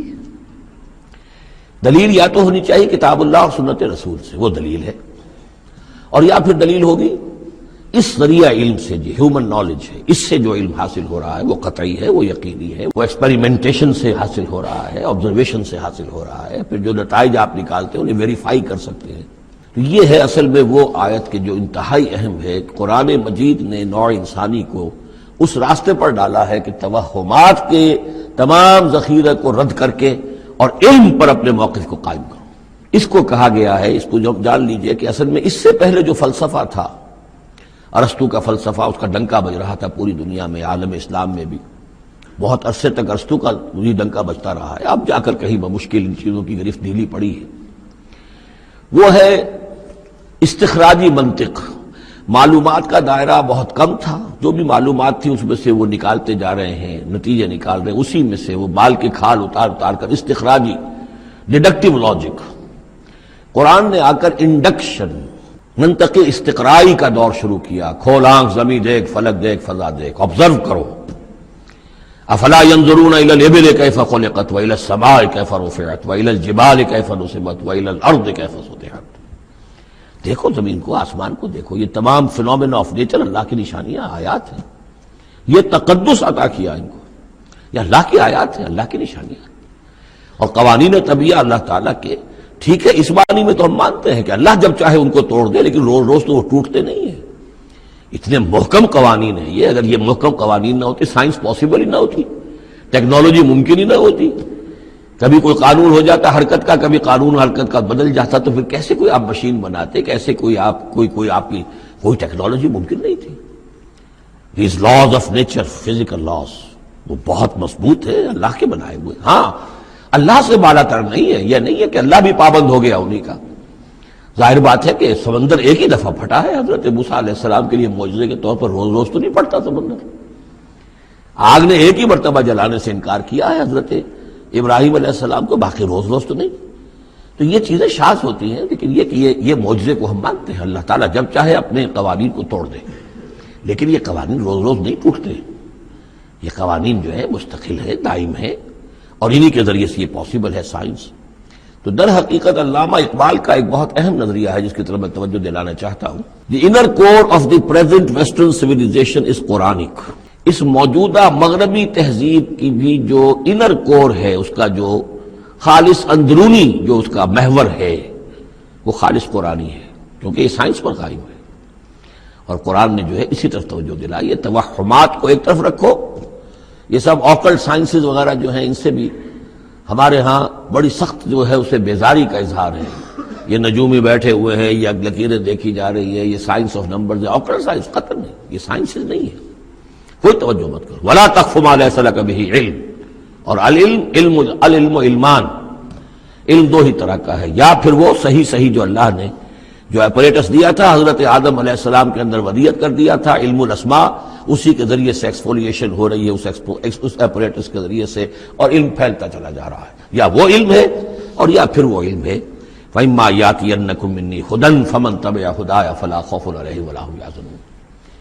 یورپ کی تباہی کا سبب یہ ہوا کہ اس نے دوسرے علم سے نگاہیں بند کر لی، وہی کہ اپنا سلسلہ توڑ لیا، صرف اس علم کے اوپر رہ گیا۔ تو یہ گویا کہ دو آنکھوں میں سے اللہ نے جو دی تھی انسان کو، ایک یہ ایکوائرڈ نالج کی آنکھ اور ایک ریویل نالج کی آنکھ، وہ ریویل نالج کی آنکھ بند کر لی، اس سے اس نے دجالیت کی شکل اختیار کر لی ہے۔ ورنہ خود اپنی جگہ پر یہ ایکوائرڈ نالج، یہ علم الاسماء، یہ اللہ کا عطا کردہ ہے، اس میں فی نفسہ ہی کوئی خرابی نہیں ہے، صرف یہ کہ دوسری طرف سے بے توجہ ہو گئی، اس نے اس کے اندر جو نتیجے کے اعتبار سے خرابی پیدا کر دی۔ وَلَا تَقْفُ مَا لَيْسَ لَكَ بِهِ عِلْمٌ إِنَّ السَّمْعَ وَالْبَصَرَ وَالْفُؤَادَ كُلُّ أُولَٰئِكَ كَانَ عَنْهُ مَسْئُولًا وَلَا تَمْشِ فِي الْأَرْضِ مَرَحًا، اور زمین میں اکڑ کر مت چلو، إِنَّكَ لَن تَخْرِقَ الْأَرْضَ، کتنے ہی اکڑ کر چلو اور کتنے پاؤں مارو زمین پر، تم زمین کو پھاڑ نہیں سکو گے۔ وَلَن تَبْلُغَ الْجِبَالَ طُولًا، اور نہیں پہنچ سکو گے پہاڑوں تک اونچائی میں، گردن کتنی اکڑا لو، کتنا اونچا کر لو، اوپر ترا بھی چڑھا لو، کہاں تک چڑھاؤ گے؟ کل ذالک کان سیئہ عند ربک مکروہا، یہ جو ساری باتیں ہیں اس میں جو برائی ہے وہ تیرے رب کو بہت ناپسند ہے۔ اب اس میں ڈونٹس بھی آئے ہیں، ڈوز بھی آئے ہیں، یہ کرو یہ نہ کرو، یہ کرو یہ نہ کرو۔ تو ان تمام احکام کے اندر جو حکم ہے اس سے سرتابی کریں گے تو برائی ہے، اور جس چیز سے روکا گیا ہے اس میں ملوث ہوں گے تو برائی ہے۔ تیرے رب کو بہت پسند ہے، ناپسند ہے۔ ذالک مما اوحی الیک ربک من الحکمہ، یہ ہے وہ کہ جو آپ کے رب نے اے محمد آپ پر وحی کی ہے از قسم حکمت، یہ حکمت کا خزانہ ہے۔ تمدن انسانی، تہذیب انسانی، ثقافت انسانی، اجتماعیت انسانی کے لیے یہ اصول ہیں کہ اگر ان پر انسان کاربند رہے تو اس دنیا کی زندگی کو بھی جنت بنا سکتا ہے۔ وَلَا تَجْعَلْ مَعَ اللَّهِ إِلَٰهًا آخر، لیکن اولین اور آخرین بات پھر وہی ہے، شروع میں بھی یہ تھا وَقَضَىٰ رَبُّكَ أَلَّا تَعْبُدُوا إِلَّا إِيَّاهُ، اول و آخر توحید ہے۔ وَلَا تَجْعَلْ مَعَ اللَّهِ إِلَٰهًا آخر فَتُلْقَىٰ فِي جَهَنَّمَ مَلُومًا مَدْحُورًا، اللہ کے ساتھ کسی اور کو نہ ٹھہرا لو معبود، پھر تم جھونک دیے جاؤ گے جہنم میں ملامت زدہ ہو کر، ملوم مدحورا، دھکے دیے جا کر۔ افاسفاکم ربکم بالبنین، چلتے چلتے ایک اشارہ جو کہ انہوں نے کیا تھا کہ اللہ کی بیٹیاں قرار دے لی تھی۔ افاسفاکم ربکم بالبنین، اے عرب کے لوگوں تم ذرا سوچو، مزید غور کرو، کیا تمہیں تو پسند کر لیا ہے، ترجیح دی ہے اللہ نے بیٹوں کے ساتھ، واتخذ من الملائکۃ اناسا، اور خود فرشتوں کی شکل میں اپنے لیے بیٹیاں کر لی ہیں۔ انکم لتقولون قولا عظیما، غور کرو تم یہ بڑی گستاخی کی بات کر رہے ہو اللہ کی جناب میں۔ وَلَقَدْ صَرَّفْنَا فِي هَذَا الْقُرْآنِ لِيَذَّكَّرُوا، اس سورہ مبارکہ کے بارے میں ایک بات نوٹ کر لیجئے گا کہ اس میں قرآن حکیم میں حجم کے اعتبار سے جتنی مرتبہ اس صورت میں قرآن کا لفظ آیا ہے اور قرآن کا ذکر ہے، تانا بانا معلوم ہوتا ہے کہ قرآن ہی سے ہے، قرآن سے متعلق۔ پہلے ہی رکوع میں تھا ان هذا القرآن يهدي للتي هي اقوم ويبشر المؤمنين الذين يعملون الصالحات ان لهم اجرا حسنا اجرا كبيرا۔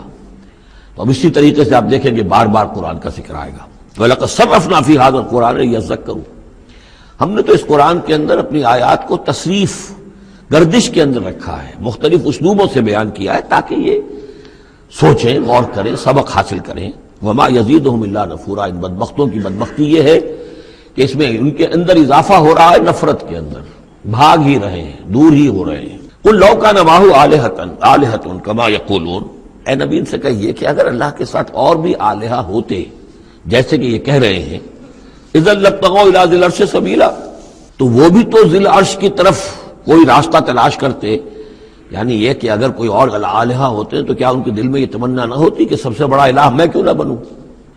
ایک شہنشاہ ہے، اس کے تحت بہت سے لوگ ہیں، نواب ہیں، گورنر ہیں، تو کیا تم دیکھتے نہیں بسا اوقات گورنر جو ہے وہ سرکشی کرتا ہے اور وہ چاہتا ہے کہ خود وہ بادشاہ بنے، اس کے بھی تو 2 ہاتھ 2 پاؤں ہیں، کیا ہے اس کے پاس؟ تو وہ چاہتے ہیں کہ کوئی نہ کوئی صورت اختیار کریں کہ وہ بغاوت کریں، اور اس دنیا کے اندر پھر امن اور سکون اور چین، اس کائنات کے اندر نظم کیسے قائم رہتا؟ سبحانہ و تعالی، بہت پاک ہے وہ، بہت بلند و برتر ہے، اما یقولون، ان باتوں سے جو یہ کہہ رہے ہیں، علواً کبیرا، اور اس کی بلندی بہت بلند ہے۔ تسبح له السماوات السبع والارض، اس کی تسبیح میں لگے ہوئے ہیں 7 آسمان اور زمین، ومن فیہن، اور جو بھی ان میں ہے۔ یہ تسبیح قولی بھی ہو سکتی ہے، اس لیے کہ اس میں آگے آ جائے گا وَلَٰكِن لَا تَفْقَهُونَ تَسْبِيحَهُمْ، تم اس کی تسبیح کو نہیں جان سکتے، سمجھ نہیں سکتے۔ ہر شے کو اللہ نے زبان دے رکھی ہے، جیسے حامد سجدہ میں ہم پڑھیں گے انطقنا اللہ الذی انطق کل شیء، ہر شے کی کوئی زبان ہے اور وہ اپنی زبان سے اللہ کی تسبیح کر رہی ہے۔ لیکن ایک چیز ہماری سمجھ میں بھی آتی ہے کہ ہر شے اپنے وجود سے گویا کہ اعلان کر رہی ہے کہ میرا صانع، میرا مالک، میرا خالق وہ ہر عیب سے پاک ہے، وہ اپنے وجود سے۔ جیسے تصویر جو ہے وہ مصور کے کمال فن پر گواہی دیتی ہے، میرا بنانے والا بڑا کامل فنکار ہے، تصویر گویا کہ اپنے مصور کی عظمت کا اظہار کر رہی ہے۔ تو اس کائنات کی ہر شے گویا کہ زبان حال سے اللہ کی تسبیح کر رہی ہے۔ وَإِن مِّن شَيْءٍ لَّا يُسَبِّحُ بِحَمْدِهِ، کوئی شے نہیں ہے مگر یہ کوئی تسبیح کرتی ہے اللہ کے حمد کے ساتھ، وَلَٰكِن لَّا تَفْقَهُونَ تَسْبِيحَهُمْ، لیکن تم اس کی تسبیح کو سمجھ نہیں سکتے۔ إِنَّهُ كَانَ حَلِيمًا غَفُورًا، یقینا اللہ حلیم ہے، تحمل والا ہے، فوراً نہیں پکڑتا، غفور ہے، بخشنے والا ہے۔ وَإِذَا قَرَأْتَ الْقُرْآنَ، پھر دیکھیے قرآن کا تذکرہ ہے۔ اے نبی جب آپ قرآن پڑھ کر انہیں سناتے ہیں جعلنا بینک وبین الذین لا یؤمنون بالآخرۃ حجابا مستورا، تو ہم آپ کے اور ان لوگوں کے مابین کے جو آخرت پر یقین نہیں رکھتے، ایمان نہیں رکھتے، ایک غیر مرئی پردہ حائل کر دیتے ہیں۔ پردہ حائل کیوں ہوا ہے؟ چونکہ وہ آخرت کو مانتے ہی نہیں، تو متوجہ ہے ہی نہیں، سنجیدگی ہے ہی نہیں، لاؤبالیانہ پن ہے۔ لیکن اس کو اللہ تعالیٰ اپنی طرف تعبیر کر رہے ہیں اس قانون فطرت کے مطابق چونکہ ہے، ہم ڈال دیتے ہیں ان کے اور آپ کے مابین ایک غیر مرئی پردہ۔ نتیجہ کیا نکلتا ہے؟ وَجَعَلْنَا عَلَىٰ قُلُوبِهِمْ أَكِنَّةً، ان کے دلوں کے اوپر بھی ہم غلاف چڑھا دیتے ہیں، پردے ڈال دیتے ہیں، یفقہوہ کہ وہ اسے سمجھ نہ پائیں، وفی آذانہم وقرا، ان کے کانوں کے اندر ثقل پیدا کر دیتے ہیں۔ وَإِذَا ذَكَرْتَ رَبَّكَ فِي الْقُرْآنِ وَحْدَهُ، اور جب آپ قرآن مجید میں اپنے پروردگار کا ذکر کرتے ہیں توحید کے ساتھ، اکیلے اسی کا، وَلَّوْا عَلَىٰ أَدْبَارِهِمْ نُفُورًا، تو وہ اپنی پیٹھیں موڑ کر چل دیتے ہیں بدک کر کے، یہ کیا ایک ہی اللہ ایک ہی اللہ ایک ہی اللہ کی رٹ لگا رکھی انہوں نے، اور آلیہ بھی تو ہیں، آخر ان کا بھی کچھ ذکر کریں، کبھی ان کا بھی بارے ان کا بھی بیان ہو جائے، لیکن نہیں، یہ تو ایک ہی اللہ کی رٹ لگاتے ہیں، تو وہ بالکل بدک کر چلے جاتے ہیں۔ نحن اعلم بما یستمعون به اذ یستمعون الیک، اور جب اے نبی یہ آتے ہیں آپ کے پاس اور توجہ سے بیٹھ کر سنتے ہیں تو ہمیں خوب معلوم ہے یہ کیا سنتے ہیں۔ میں عرض کر چکا ہوں اس کا پس منظر کہ وہ اپنے عوام پر یہ اثر ڈالنے کے لیے کہ یہ لوگ تو بڑے مخلص ہیں، سمجھنا چاہتے ہیں، پھر ہمارے ذہین ہے، انٹیلیجنسیا ہے ہمارا، یہ ہمارا ایلیٹ ہے، تو یہ جا کر سوچتے ہیں پھر آخر کوئی بات نہیں ہوگی محمد کے پاس کہ یہ لوگ جو ہیں پھر خالی ہاتھ واپس آتے ہیں۔ ہمیں خوب معلوم ہے جو یہ سننے کے لیے آتے ہیں آپ کے پاس تو کیا سننے آتے ہیں۔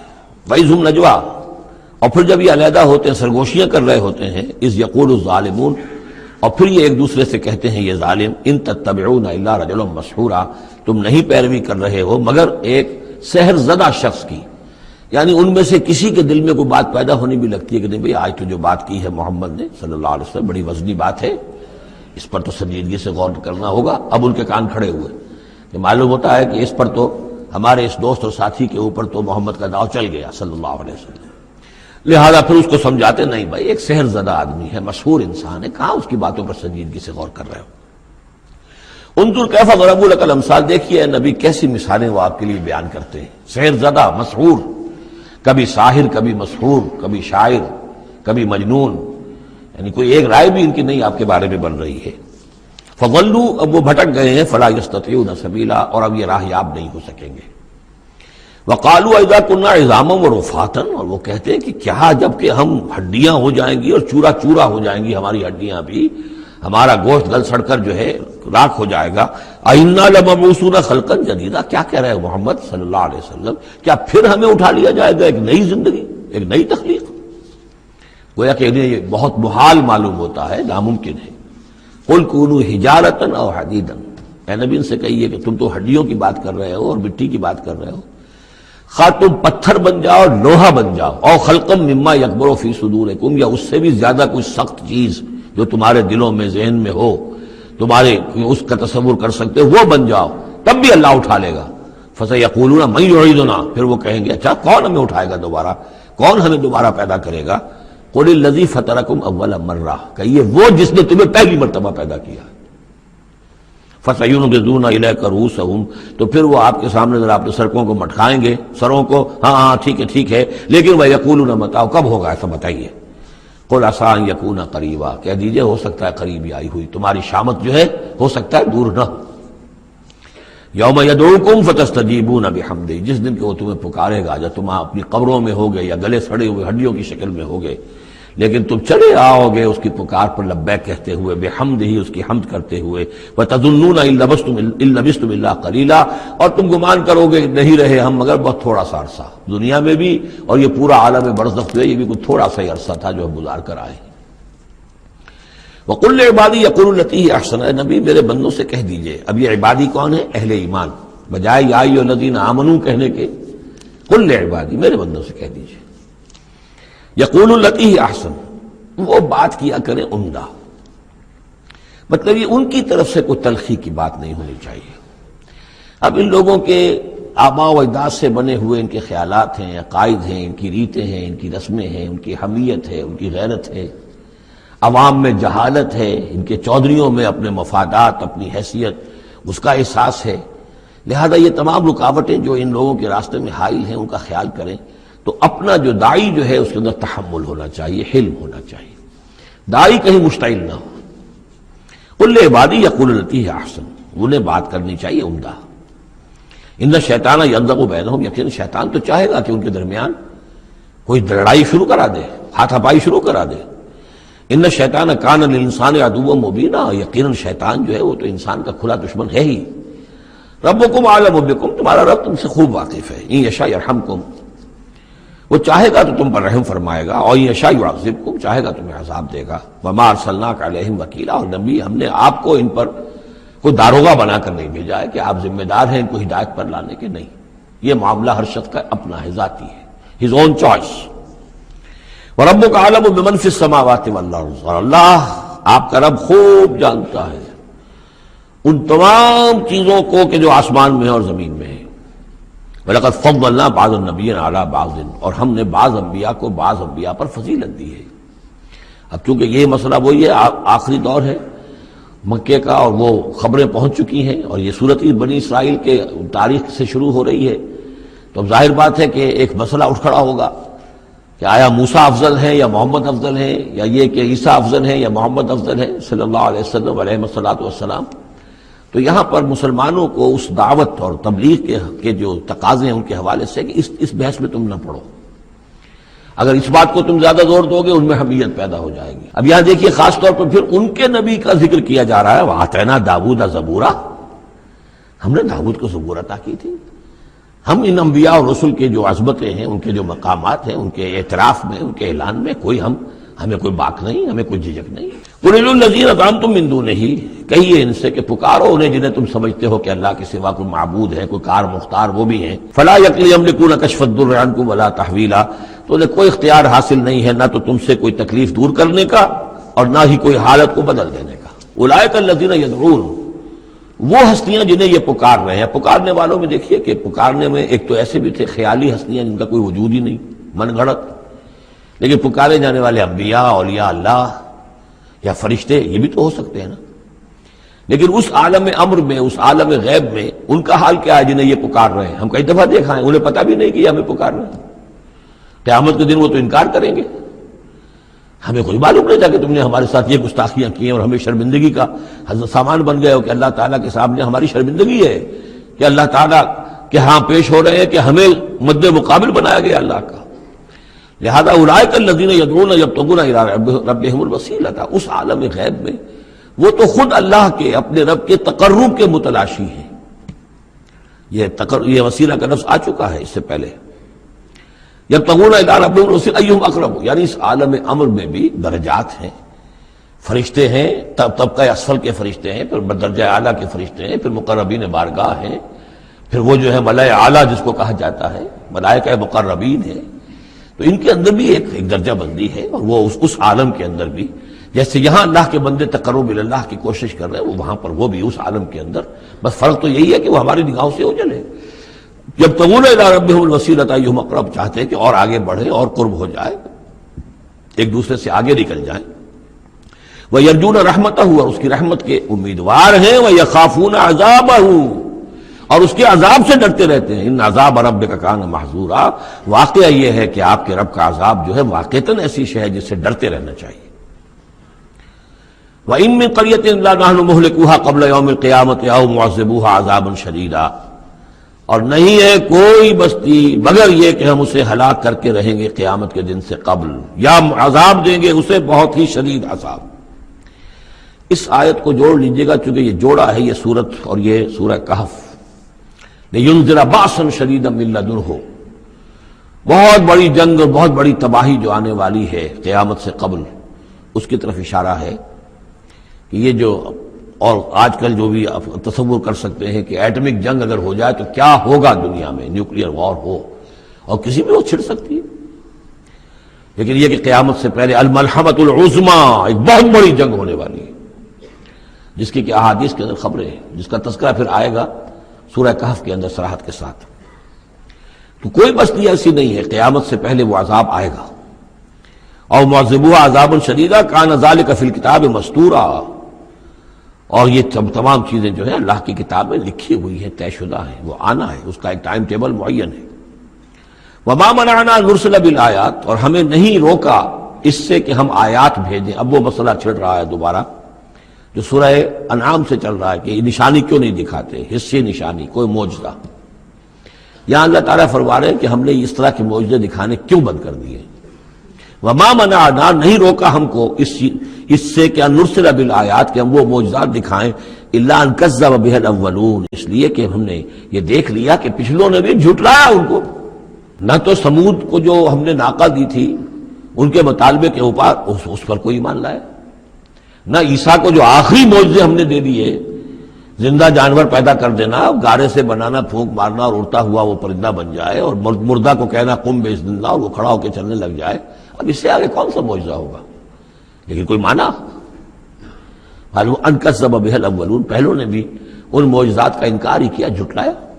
وآتینا ثمود الناقۃ مبصرۃ، ہم نے سمود کو، قوم سمود کو ان کی آنکھیں کھولنے کے لیے ہم نے اونٹنی والی نشانی دکھا دی، فظلموا بہا، انہوں نے اس پر بھی ظلم کیا. وما نرسل بالآیات الا تخفیفا، اور ہم نہیں بھیجتے اپنی آیات نشانیاں مگر صرف خبردار کرنے کے لیے. وہ خبردار کرنے کے لیے اب ہم اپنی قرآن مجید کی آیات بھیج رہے ہیں. وَإِذْ قُلْنَا لَكَ إِنَّ رَبَّكَ أَحَاطَ بِالنَّاسِ، اور جب ہم یہ کہتے ہیں کہ آپ کے رب نے تو لوگوں کا احاطہ کیا ہوا ہے، تب بھی یہ کہتے ہیں اس کا کیا مطلب ہے؟ کہاں ہے اللہ؟ کہاں ہمارا احاطہ ہوا ہے؟ ظاہر بات ہے کہ یہ مسئلہ ہے جو سمجھیے فلسفے کے مشکل ترین مسائل میں سے ہے. حقیقت و ماہیت وجود. ایک اللہ کا وجود ہے، ہر جگہ ہے، ہر آن ہے، لیکن یہ کہ یہاں دنیا میں ہے کہ نہیں ہے، یہ دنیا ہے یا اللہ ہے، کیا ہے؟ اب یہ سمجھ میں آنے والی بات نہیں ہے. اسی لیے کچھ لوگوں نے اس کو ہماوست سب قاضی کائنات جو ہے خدا ہی ہے، خدا ہی نے یہ روپ دھار لیا ہے. جیسے انسانوں کا روپ دھار لیتا ہے وہ اوتار کی شکل میں آ جاتا ہے، ایسے خدا نے اس کائنات کی شکل اختیار کر لی ہے. اس کو پینتھیزم کہتے ہیں انگریزی میں، ہماوست، سب خدا ہی ہے. یہ بہت بڑا کفر ہے، شرک ہے. تو کیسے سمجھے؟ بہت سی چیزیں ہیں جو انسان کی سمجھ سے بالا تر ہیں. اللہ ہے کیسے ہے؟ کیا دنیا میں اللہ نہیں ہے تو اللہ کی ذات محدود ہو گئی؟ پوری یہ کائنات اس میں اللہ کا وجود ہی نہیں ہے تو اس کا مطلب یہ کہ اللہ تو پھر علیحدہ کہیں ایک محدود سی شخصیت ہو گئی جو کسی جگہ پر ہے. لیکن اللہ تو ایبسلیوٹ ایگزسٹنس ہے اس کی، کسی حدود اور قیود اور زمان اور مکان اور سمت ان سے تو باورا ہے. وراء الورا ثم وراء الورا وما جعلنا الرؤيا التي ارادناك الا فتنة للناس. اسی طریقے سے اب یہ مسائل گنوائے جا رہے ہیں کہ جو لوگوں کے لیے بڑے ان کا چونکہ ان کی طرف سے ان کا رد عمل جو ہے وہ صحیح نہیں ہوتا، لہذا اللہ تعالیٰ نے معجزے دکھانے بند کر دیے ہیں اور حضور کے بارے میں طے کر لیا کہ وہ معجزہ نہیں دکھائیں گے جس طرح کا معجزہ یہ مانگ رہے ہیں. اسی طرح ہم نے جو آپ کو مشاہدہ کرایا جس شب معراج کا، وما جعلنا الرؤيا التي، رؤیا یہاں خواب کے معنی میں نہیں ہے، جیسے رؤیت بصری ہے، ہم دیکھ رہے ہیں، یہ بھی تو رؤیت ہی ہے. تو حضور کو باقاعدہ مشاہدہ کرایا، التي اریناک کا جو آپ کو دکھایا ہم نے، الا فتنة للناس، وہ بھی لوگوں کے لیے فتنہ بن گیا. لوگوں نے کہا کہ یہ تو معلوم ہوتا کہ اب بالکل ہی ان کا دماغ چل گیا ہے، معاذ اللہ ثم معاذ اللہ.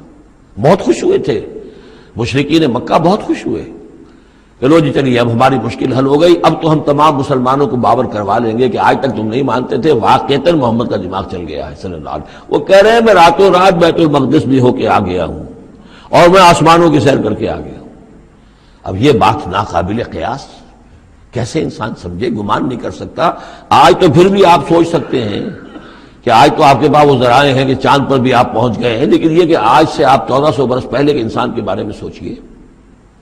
اسے بیت المقدس جانے کے اندر بھی جو ہے 15 دن لگتے تھے، تو کیسے وہ گیا اور گئے بھی اور آ بھی گئے رات ہی رات کے اندر.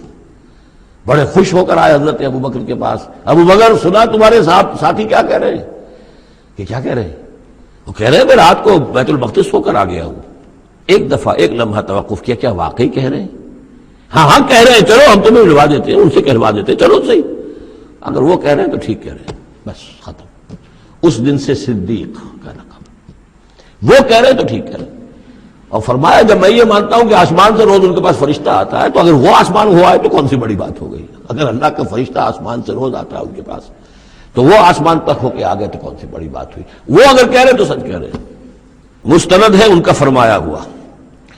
وما جعلنا الرؤيا التي اريناك الا فتنة للناس، یہ بھی لوگوں کے لیے فتنہ بن گیا. وشجرة ملعونة في القرآن، اسی طرح ایک مثال ہے قرآن مجید میں زقوم کے درخت کا ذکر آتا ہے کہ وہ درخت جو ہے وہ عین جہنم کے اس کے تہ کے اندر اس کی جڑ ہوگی، وہاں سے وہ درخت کیسا ہوگا؟ آگ کے اندر درخت، ہاؤ از اٹ پاسبل؟ اب یہ زقوم کا یہ بھی ان کے لیے ایک فتنہ بن گیا. اب یہ چیزیں نہیں جانتے کہ اس عالم کا کہ جو فزیکل لاز ہے وہ اور ہوں گے، مختلف ہوں گے. اس آگ کی نوعیت اور ہے، وہ آگ یہ نہیں ہے.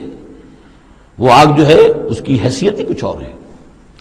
تو فرمایا والشجرۃ الملعونۃ فی القرآن، اور جس قرآن مجید میں جس ملعون شجر کا ذکر ہے، وَنُخَوِّفُهُمْ، لیکن یہ ساری باتیں ہم انہیں بتاتے ہیں خبردار کرنے کے لیے. فما یزیدہم الا طغیانا کبیرا. اب یہ ان کی بدبختی ہے کہ ان تمام چیزوں سے ان کے اندر سرکشی ہی کے اندر اضافہ ہو رہا ہے، بڑھتے چلے جا رہے ہیں سرکشی میں. وَإِذْ قُلْنَا لِلْمَلَائِكَةِ اسْجُدُوا لِآدَمَ فَسَجَدُوا إِلَّا إِبْلِيسَ. اور یاد کرو جب کہ ہم نے کہا تھا فرشتوں سے کہ سجدہ کرو آدم کو، تو ان سب نے سجدہ کیا مگر ابلیس نے نہیں کیا. قَالَ أَسْجُدُ لِمَنْ خَلَقْتَ طِينًا. یہ چوتھی مرتبہ اب یہ آدم اور ابلیس کا قصہ آ رہا ہے قرآن میں. اس نے کہا کیا میں اس کو سجدہ کروں جسے تو نے بنایا ہے گارے سے؟ قَالَ أَرَأَيْتَكَ هَذَا الَّذِي كَرَّمْتَ عَلَيَّ.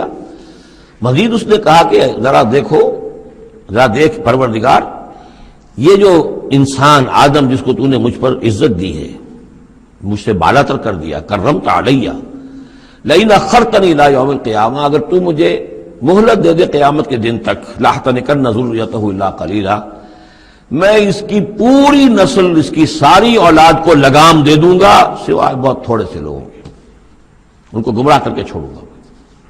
قال ذب فمن تبعک منہم فإن جہنم جزاؤکم جزاء موفورا. اللہ نے فرمایا جاؤ دفع ہو جاؤ، ٹھیک ہے، ان میں سے جو بھی آدم کی نسل میں سے جو بھی تیری پیروی کریں گے تو پھر تم سب کے لیے تمہارا بدلہ جہنم ہے، وافر بدلہ ہوگا تمہارے لیے، تمہارے گناہوں اور سرکشی کے لیے. واستفزز من استطعت منہم. یہ نوزائیدہ کئی بار ذرا نوٹ کر لیجیے. فز کہتے ہیں عربی زبان میں بکری کا جو بچہ نوزائیدہ ابھی ہوتا ہے، جیسے کل بھی میں نے ذکر کیا تھا، وہ کھڑا ہوتا ہے تو ٹانگیں اس کی لڑکھڑا رہی ہوتی ہیں. تو اس طریقے سے، یعنی اس طرح جب کہ کسی انسان کی ٹانگیں لڑکھڑا جائیں، اس کے اندر حوصلہ ختم ہو جائے، ہمت اس کا جواب دے رہی ہو، تو اس کے لیے پھر یہ محاورہ ہے یا کنایہ ہے. واستفزز من استطعت منہم.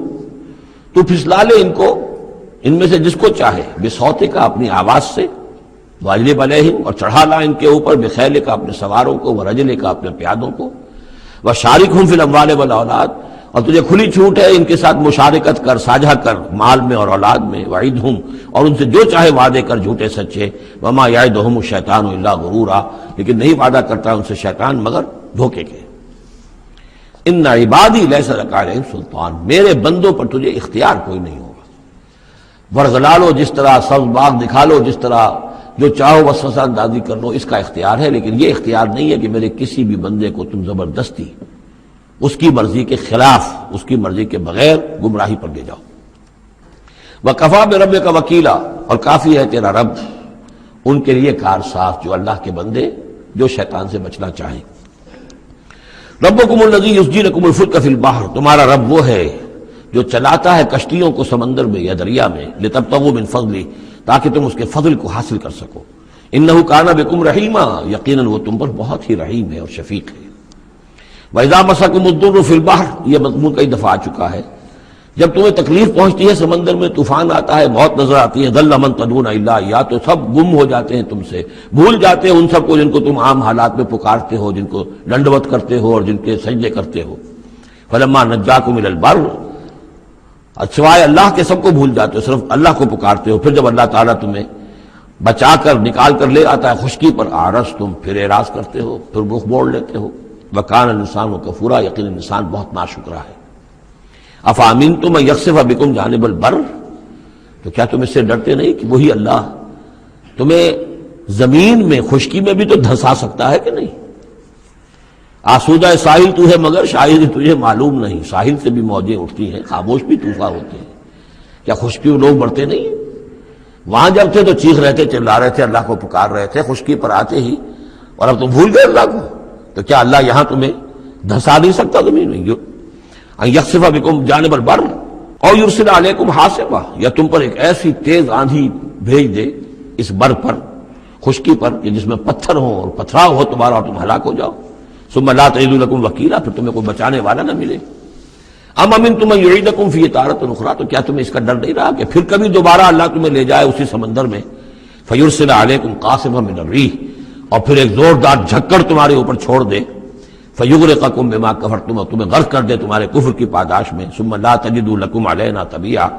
پھر تم ہمارا کوئی نہیں پاؤ گے کہ جو ہمارا تعاقب کر سکے، ہم سے باز پرس کر سکے کہ وہ فلاں لوگوں کے ساتھ یہ معاملہ کیوں کر دیا گیا. وَلَقَدْ كَرَّمْنَا بَنِي آدَمَ وَحَمَلْنَاهُمْ فِي الْبَرِّ وَالْبَحْرِ. یہ آیت بھی انسان کی، جیسا کہ میں نے بار عرض کیا ہے، جو بھی کریشن ہے اللہ کا، اس کا کلائمیکس انسان ہے. گویا کہ یہ سارا سلسلہ جو ہے تنزلات، اللہ کا حرف کن، اور کن سے وہ خلق نور، اس نور سے وہ تخلیق ارواح انسانیہ اور ملائکہ، پھر ایکسپلوژن دی بگ بینگ، اور اس سے وہ حرارت اور وہ آتشی کرے، اور اس دور میں جنات کی جو تخلیق ہوئی، اور پھر اس کے بعد ان کا ٹھنڈا ہونا، اور پھر یہ بارش کا برسنا، اور بارش اور زمین، پانی اور زمین کے اب یہاں سے جو حیات ارضی ہے اس کا آغاز ہونا۔ ہر دو عالم خاک شد تا بست نقش آدمی، اے بہار نیستی از قدر خود ہوشیار باش، وَلَقَدْ كَرَّمْنَا بَنِي آدَمَ، اور ہم نے بڑی تکریم کی ہے، عزت کی ہے آدم کے نسل کی۔ وَحَمَلْنَاهُمْ فِي الْبَرِّ وَالْبَحْرِ، اور ہم اٹھائے پھرتے ہیں اس کو گویا کہ جیسے کہ گود میں کوئی لے کر چل رہا ہو۔ ہم ظاہر بات ہے نظام قدرت ہے اللہ کا ہے، ہم اسے اٹھائے پھرتے ہیں۔ حَمَلْنَاهُمْ فِي الْبَرِّ وَالْبَحْرِ، بر میں بھی اور بحر میں بھی۔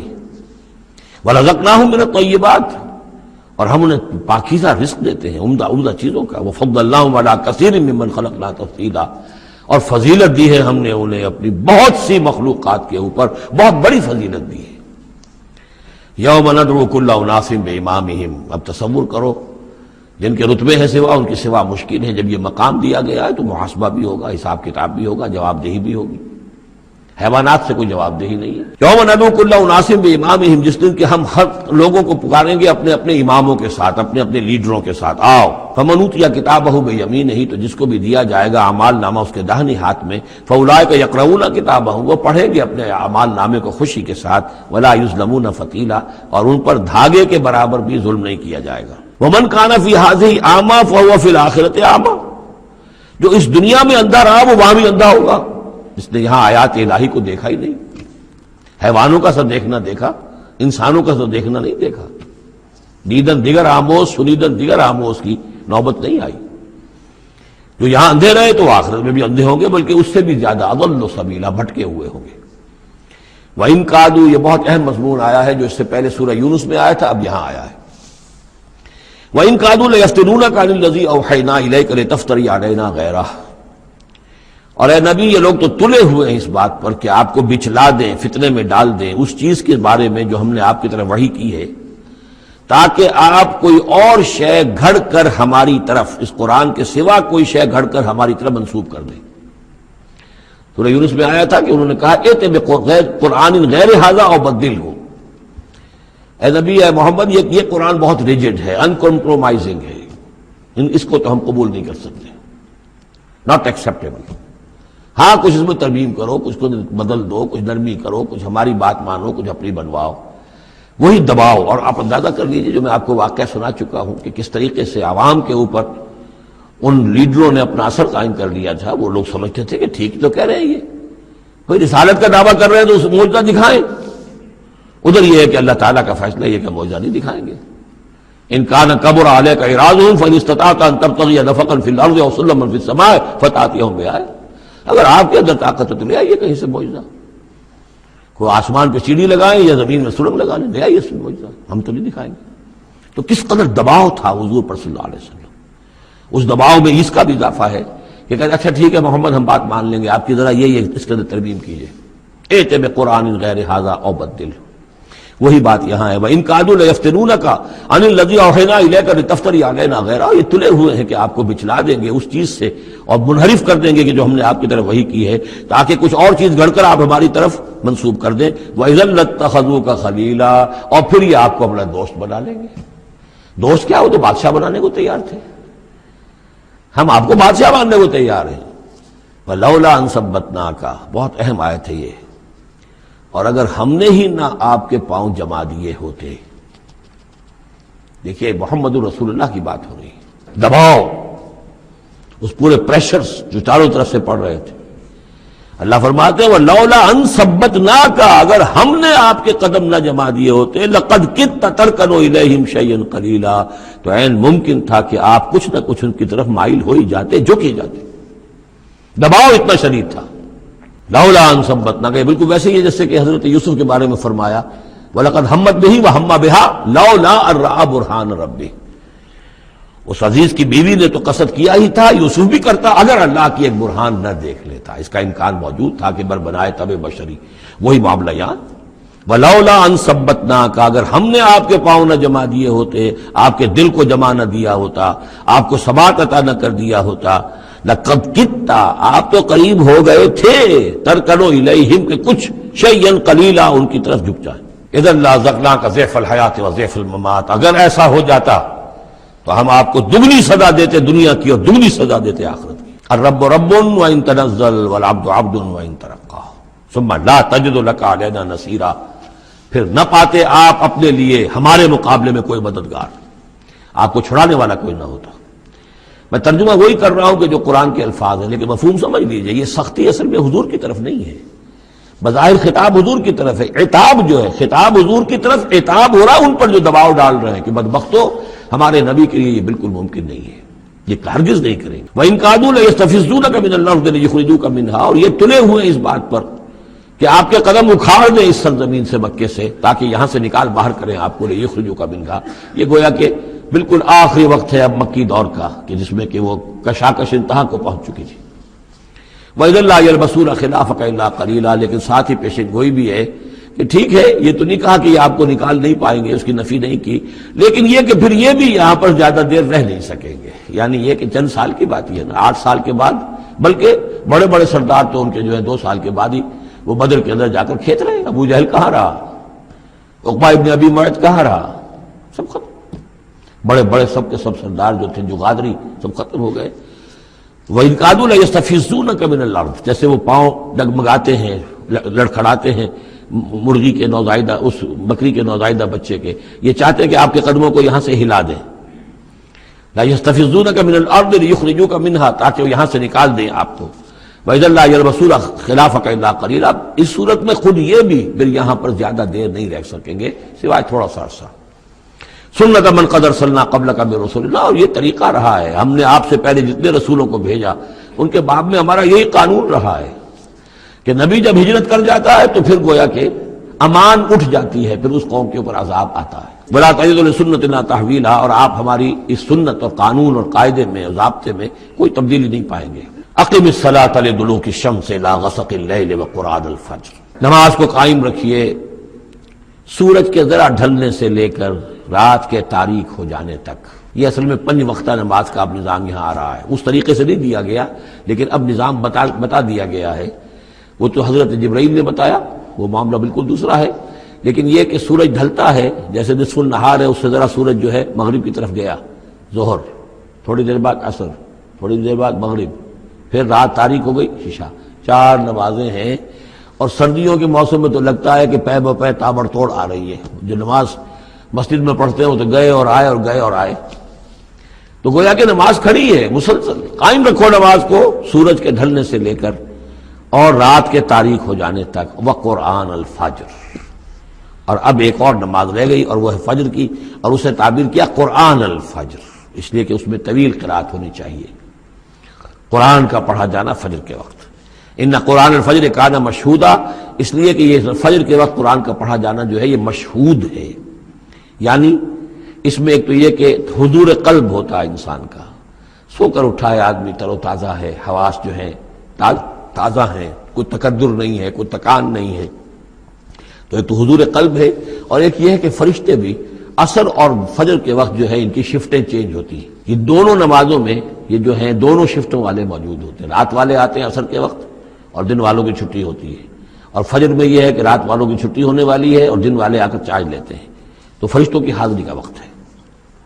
وَمِنَ اللَّيْلِ فَتَهَجَّدْ بِهِ، اور نماز کے ایک حصے میں سے آپ جاگیے اس قرآن کے ساتھ، بہی کو یہاں نوٹ کیجئے، جیسے سورہ انعام میں نے بار بار نوٹ کرایا تھا، انذر بہی ذکر بہی، تبشیر ہو اس قرآن کے ذریعے سے، تذکیر اس قرآن کے ذریعے سے، انذار اس قرآن کے ذریعے سے۔ تو تہجد جو ہے جاگنا قرآن کے ساتھ جاگنا ہے۔ اب ہمارے ہاں چونکہ قرآن لوگوں کو یاد نہیں ہوتا تو جو پڑھتے بھی ہیں تہجد، وہ تو 8 رکعتیں جیسے تیسے جو قل هو اللہ کے ساتھ پڑھ کر پھر بیٹھ کر کوئی مراقبہ کر لیا، کوئی اور ذکر کر لیا، وہ اصل تہجد وہ نہیں، اصل تہجد یہ ہے طویل قرات رات کو کھڑے ہو کر کی جائے، نافلۃ لک، یہ اضافی شے ہے اے نبی آپ کے لیے۔ عسیٰ ان یبعثک ربک مقام محمودا، امید ہے کہ آپ کا رب آپ کو مقام محمود پر فائز کرے گا۔ یہ مقام محمود کو بہت بلند مقام ہے میدان حشر میں اور پھر جنت میں، جس کی حقیقت کو ہم اس وقت نہیں جان سکتے۔ وقل رب ادخلنی مدخل صدق واخرجنی مخرج صدق. اب یہ ہجرت کا حکم ہے جو حضور کو دیا جا رہا ہے، یعنی جب آیا ہے حکم، اجازت آئی ہے، تو ساتھ ہی یہ دعا بھی تلقین کر دی گئی، اور یہ کہیے اے رب میرے مجھے داخل فرما جہاں تو نے مجھے داخل کرنا ہے، یعنی یثرب میں، مدینہ منورہ میں. اس وقت تک اس کا نام یثرب تھا. تو میرا داخلہ جو ہے سچا داخلہ ہو، عزت کے ساتھ داخلہ ہو، اعزاز کے ساتھ داخلہ ہو، مبوع صدق جیسے سورہ یونس میں آیا تھا. واخرجنی مخرج صدق، اور یہاں مکے سے مجھے نکال، تو یہاں سے نکال باعزت طریقے پر. واجعل لی من لدنک سلطانا نصیرا، اور اب پھر آپ اپنے خزانہ فیض اور فضل سے مجھے سند عطا کیجئے، اختیار عطا کیجئے، حکومت کی طاقت عطا کیجئے. یعنی اب جو نیا دور آ رہا تھا، جو آپ جا رہے تھے مدینہ منورہ، تو اصل میں گویا کہ آپ کا استقبال تو وہاں ایسے ہونے والا تھا جیسے بادشاہ کا استقبال ہوتا. جاتے ہی وہاں آپ کو وہ حیثیت حاصل ہو گئی کہ اوس اور خزرج کے دونوں قبیلے جو ہیں انہوں نے گویا کہ آپ کو اپنا حاکم تسلیم کر لیا ایک معنی میں، اور یہودیوں کے تینوں قبیلوں سے آپ نے جو ہے جا کر معاہدے کر لیے. تو آپ تو فوری طور پر بے تاج بادشاہ ہو گئے. اسی کی دعا تلقین کی جا رہی ہے. اللہ تعالیٰ نے جو چیز دینی تھی ایک دعا کی شکل میں گویا کہ محمد رسول اللہ صلی اللہ علیہ وسلم کو تلقین فرما دیا. وقل رب ادخلنی مدخل صدق واخرجنی مخرج صدق واجعل لی من لدنک سلطانا نصیرا. وقل جاء الحق وزهق الباطل، اور کہہ دیجئے حق آ گیا باطل گیا. اگرچہ حق کے آنے میں باطل کے جانے میں ابھی بظاہر تو چند سال ہیں، ابھی 8 سال کے بعد مکہ فتح ہوگا، لیکن یہ کہ عالم امر میں تو فیصلہ ہو چکا اللہ تعالیٰ کے ہاں، تو اس کے لیے جو بھی ہے ٹائم ٹیبل معین ہے. قل جاء الحق وزهق الباطل ان الباطل کان زہوقا. یقیناً باطل جو ہے وہ تو ہے ہی بھاگ جانے والی شے، اس کے لیے کوئی صبر اور ثبات ہے ہی نہیں. وَنُنَزِّلُ مِنَ الْقُرْآنِ مَا هُوَ شِفَاءٌ وَرَحْمَةٌ لِّلْمُؤْمِنِينَ. اور ہم اس قرآن میں سے دیکھیے کتنی مرتبہ قرآن کا ذکر آ رہا ہے، سب سے زیادہ کثرت کے ساتھ قرآن مجید میں اگر اوسط لگائیں گے تو اس ایوریج کے ساتھ قرآن کا ذکر خود قرآن کی کسی صورت میں اتنا موجود نہیں ہے جتنا کہ سورہ بنی اسرائیل میں. اور ہم اس قرآن میں وہ چیز نازل فرما رہے ہیں مَا هُوَ شِفَاءٌ وَرَحْمَةٌ لِّلْمُؤْمِنِينَ، جو شفا ہے اور رحمت ہے اہل ایمان کے حق میں. سورہ یونس کی 2 آیتیں پھر ذہن میں لے آئیے. یا ایھا الناس قد جاءتکم موعظۃ من ربکم وشفاء لما فی الصدور وہدی ورحمۃ للمؤمنین. وہی بات یہاں ہے، یہ شفا ہے. سینے کے روگ، کفر، شرک، تکبر، حسد، حب مال، حب جاہ، حب اولاد، حب دنیا، یہ تمام محبتیں جو ہیں ان کی جڑ کاٹ دینے والی شے. ننزل من القرآن ما هو شفاء ورحمۃ للمؤمنین ولا یزید الظالمین الا خسارا. لیکن یہ ظالموں کو نہیں اضافہ کرتا ظالموں کے لیے مگر خسارے کا. یضل بہ کثیرا ویہدی بہ کثیرا. وَإِذَا أَنْعَمْنَا عَلَى الْإِنسَانِ أَعْرَضَ وَنَأَىٰ بِجَانِبِهِ. اور جب ہم انسان کے اوپر اپنی نعمتوں کی بارش کرتے ہیں تو اب وہ اکڑنے لگتا ہے، اعراض کر جاتا ہے، ہمیں بھول جاتا ہے اور ایک طرف کو کرنی کترا جاتا ہے. وَإِذَا مَسَّهُ الشَّرُّ كَانَ يَئُوسًا. جب کوئی تکلیف آ پڑتی ہے تو مایوس ہو کر رہ جاتا ہے، ہمت ٹوٹ جاتی ہے. قُلْ كُلٌّ يَعْمَلُ عَلَىٰ شَاكِلَتِهِ. اے نبی کہہ دیجئے ہر شخص اپنے شاکلہ کے مطابق عمل کر رہا ہے. یہ شاکلہ کیا ہے اس سے پہلے میں شاید بیان کر چکا ہوں. لا يكلف الله نفسا الا وسعها کے ذیل میں اللہ تعالیٰ نے ہر انسان کی ایک شخصیت کے کچھ حدود ہیں جو معین کی ہوئی ہیں. ان حدود سے وہ تجاوز نہیں کر سکتا. اس کا سارا امتحان انہی حدود کے اندر ہے. جو جینز مجھے ملے ہیں، جو جینز آپ کو ملے ہیں، ظاہر بات ہے میرا چوائس نہیں ہے، they are given for me. آپ کے لیے بھی گیون ہے. ان میں کیا صلاحیتیں ہیں، کون سی چیز زیادہ ہے کون سی کم ہے، اللہ جانتا. پھر یہ کہ جس ماحول میں مجھے پیدا کیا، جس میں آپ کو پیدا کیا، جو حالات میرے تھے جو آپ کے تھے وہ بھی اللہ تعالیٰ کی طرف سے دیے ہوئے تھے. ان دونوں چیزوں سے جو شے وجود میں آتی ہے وہ شاکلہ ہے، وہ پیٹرن ہے. جیسے کہ آپ کو کوئی دھات جس سے کوئی شے ڈھال کر بنانی ہے تو پہلے اس کا سانچہ بناتے ہیں، اس سانچے میں پھر اس دھات کو اس کو میلٹ کر کے جب اس کو پگھلا کر ڈالتے ہیں تو اسی کی شکل اختیار کر لیتی ہے. تو یہ پیٹرن ہے. اب اس کے اندر آدمی نیکی کے لیے، بدی کے لیے جو بھی کرتا ہے، بھلائی کے لیے شاید اس پیٹرن کے اندر اندر کرے گا، اس سے آگے نہیں جا سکتا. جس کو آپ انگریزی میں کہتے ہیں one cannot outgrow his skin. کتنے ہی آپ پھیل جائیں، موٹے ہو جائیں، وہ کھال اور پھیل جائے گی، کھال سے باہر تو نہیں نکل سکے گی، کتنے ہی آپ فرما ہو جائیں. تو یہ شاکلہ ہے. اس شاکلہ کے اندر اندر آپ کو کام کرنا ہے. اللہ جانتا ہے کہ اس نے شاکلہ کون سا دیا تھا آپ کو، اس کے حساب سے، اس کی مناسبت سے حساب لے گا آپ سے. لا یکلف اللہ نفسا الا وسعها فربکم اعلم بمن هو اهدی سبیلا. اسی کو حضور نے بیان فرمایا کہ الناس کالمعادن معدنیات کی طرح ہے، کہ سونے کی اور ہے اور چاندی کی اور ہے۔ تو تیرا رب خوب جانتا ہے کہ کون ہے وہ کہ جو زیادہ ہدایت پر ہے، راستے پر، راستے کے اعتبار سے۔ وَيَسْأَلُونَكَ عَنِ الرُّوحِ، یہ ان 3 سوالوں میں سے ایک تھا کہ جو پوچھے گئے تھے حضور سے امتحاناً۔ جیسے پہلے ایک سوال کیا گیا تھا کہ یہ بنی اسرائیل مصر کیسے پہنچ گئے، کیا ماجرا تھا ان کے پہنچنے کا، ایسے یہ 3 سوال ایک مرتبہ انہوں نے پوچھوائے تھے یہودیوں نے، یہود کے علماء نے۔ یہ محمد نبوت کا دعویٰ کر رہے ہیں تو آپ لوگ پوچھئے ان سے ذرا، پہلی بات تو یہ پوچھئے کہ روح کی کیا حقیقت ہے، دوسرے یہ ذوالقرنین کون تھے، ان کے کیا حالات تھے، تیسرے اصحاب کہف کون تھے۔ تو اصحاب کہف اور ذوالقرنین کے سوالوں کا جواب سورہ کہف میں ہے جو اگلی سورت ہے۔ روح کے بارے میں یہاں مختصر جواب دیا جا رہا ہے۔ یسألونک عن الروح، یہ آپ سے روح کے بارے میں پوچھ رہے، قل الروح من امر ربی وما اوتیت من العلم الا قلیلا، یہ تیرے رب، آپ کے رب کے امر میں سے ہے، یہ عالم امر کی شے ہے، اور نہیں دیا گیا تمہیں علم میں سے مگر تھوڑا سا۔ عالم امر کا علم تم حاصل نہیں کر سکتے، تمہارے لیے سارا علم جو ہے وہ عالم خلق کا علم ہے۔ تمہاری یہ ساری جو ان السمع والبصر والفؤاد، اس کی رسائی جو ہے وہ عالم خلق تک ہوگی، اس سے آگے نہیں۔ عالم امر کی باتیں جو ہیں عالم غیب ہے وہ تمہارے لیے، اس پر تمہیں ایمان بالغیب لانا ہوگا۔ الذین یؤمنون بالغیب ویقیمون الصلاۃ ومما رزقناہم ينفقون۔ ہاں یہ جان لو کہ یہ اس عالم خلق کی شے نہیں ہے، یہ روح جو ہے کچھ اور شے کہیں اور سے آئی ہے، یہ عالم امر کی شے ہے۔ عالم امر جیسا کہ میں نے عرض کیا، یا فرشتے عالم امر سے متعلق ہیں یا ارواح انسانیہ، یا ان کی کمیونیکیشن جو ہوتی ہے، فرشتہ جب بات کرتا ہے تو وہ روح جس کو ہم کہتے ہیں وحی، وہ بھی روح ہے۔ تو یہ 3 چیزیں ہیں کہ جن کا تعلق عالم امر سے ہے، اور روح انسانی بھی انہیں میں شامل۔ وَلَئِن شِئْنَا لَنَذْهَبَنَّ بِالَّذِي أَوْحَيْنَا إِلَيْكَ ثُمَّ لَا تَجِدُ لَكَ بِهِ عَلَيْنَا وَكِيلًا إِلَّا رَحْمَةً مِّن رَّبِّكَ إِنَّ فَضْلَهُ كَانَ عَلَيْكَ كَبِيرًا۔ اور اے نبی اگر ہم چاہیں تو جو چیز ہم نے آپ کی جانب وحی کی ہے، یعنی یہ قرآن حکیم، اسے ہم آپ سے سلب کر لیں، لے جائیں، آپ کے سینے سے محو کر دیں اسے۔ کتاب بظاہر حضور سے ہے، اصل میں یہ لوگوں کو بتایا جا رہا ہے کہ ان کا جو مقام ہے، یہ خود بھی کہتے ہیں کہ میں انسان ہوں، مجھ پر اللہ کی طرف سے وحی آئی ہے، میں نے کوئی دعویٰ نہیں کیا، نہ خدائی کا دعویٰ کیا ہے، نہ میں نے یہ کہا ہے کہ میں فرشتہ ہوں، یہ اللہ کی دین ہے، اللہ کی عطا ہے جو وحی انہیں عطا ہوئی ہے۔ تو گویا کہ اسی بات کو مؤکد کرنے کا یہ ایک اسلوب ہے، ہم چاہیں تو جو چیز ہم نے انہیں دی ہے جب چاہیں سلب کر سکیں۔ ثم لا تجد لك به علينا وکیلا، پھر آپ نہ پائیں گے اپنے پاس کوئی بھی کوئی ایسی ہستی کہ جو دوبارہ آپ کو وہ حاصل کروا دے۔ الا رحمۃ من ربک، اگر نہ ہوتی رحمت آپ کے رب کی طرف سے، یعنی آپ کی طرف سے رحمت، رب کی طرف سے رحمت آپ پر ہے، اس کے ہونے کا کوئی امکان نہیں ہے، لیکن یہ کہ اصولی اعتبار سے سمجھ لیجئے کہ نہ یہ وحی جو ہے یہ آپ کی اپنی خود ساختہ ہے، نہ آپ اس کو اپنے پاس برقرار رکھنے پر خود قادر ہیں، اللہ نے عطا کی ہے اور اللہ تعالیٰ ہی اسے آپ کے سینے میں جمع کرے گا اور محفوظ رکھے گا۔ ان فضلہ کان علیک کبیرا، اس میں کوئی شک نہیں کہ اللہ کا آپ پر جو فضل ہے وہ بہت بڑا ہے۔ اب یہ آ رہی ہے وہی جو تحدی اور چیلنج جو ہے کہ پوری کتاب کا مطالبہ شروع میں کیا گیا کہ لائیے، پوری کتاب لائیے، قرآن جیسی کتاب بنا کر لائیے۔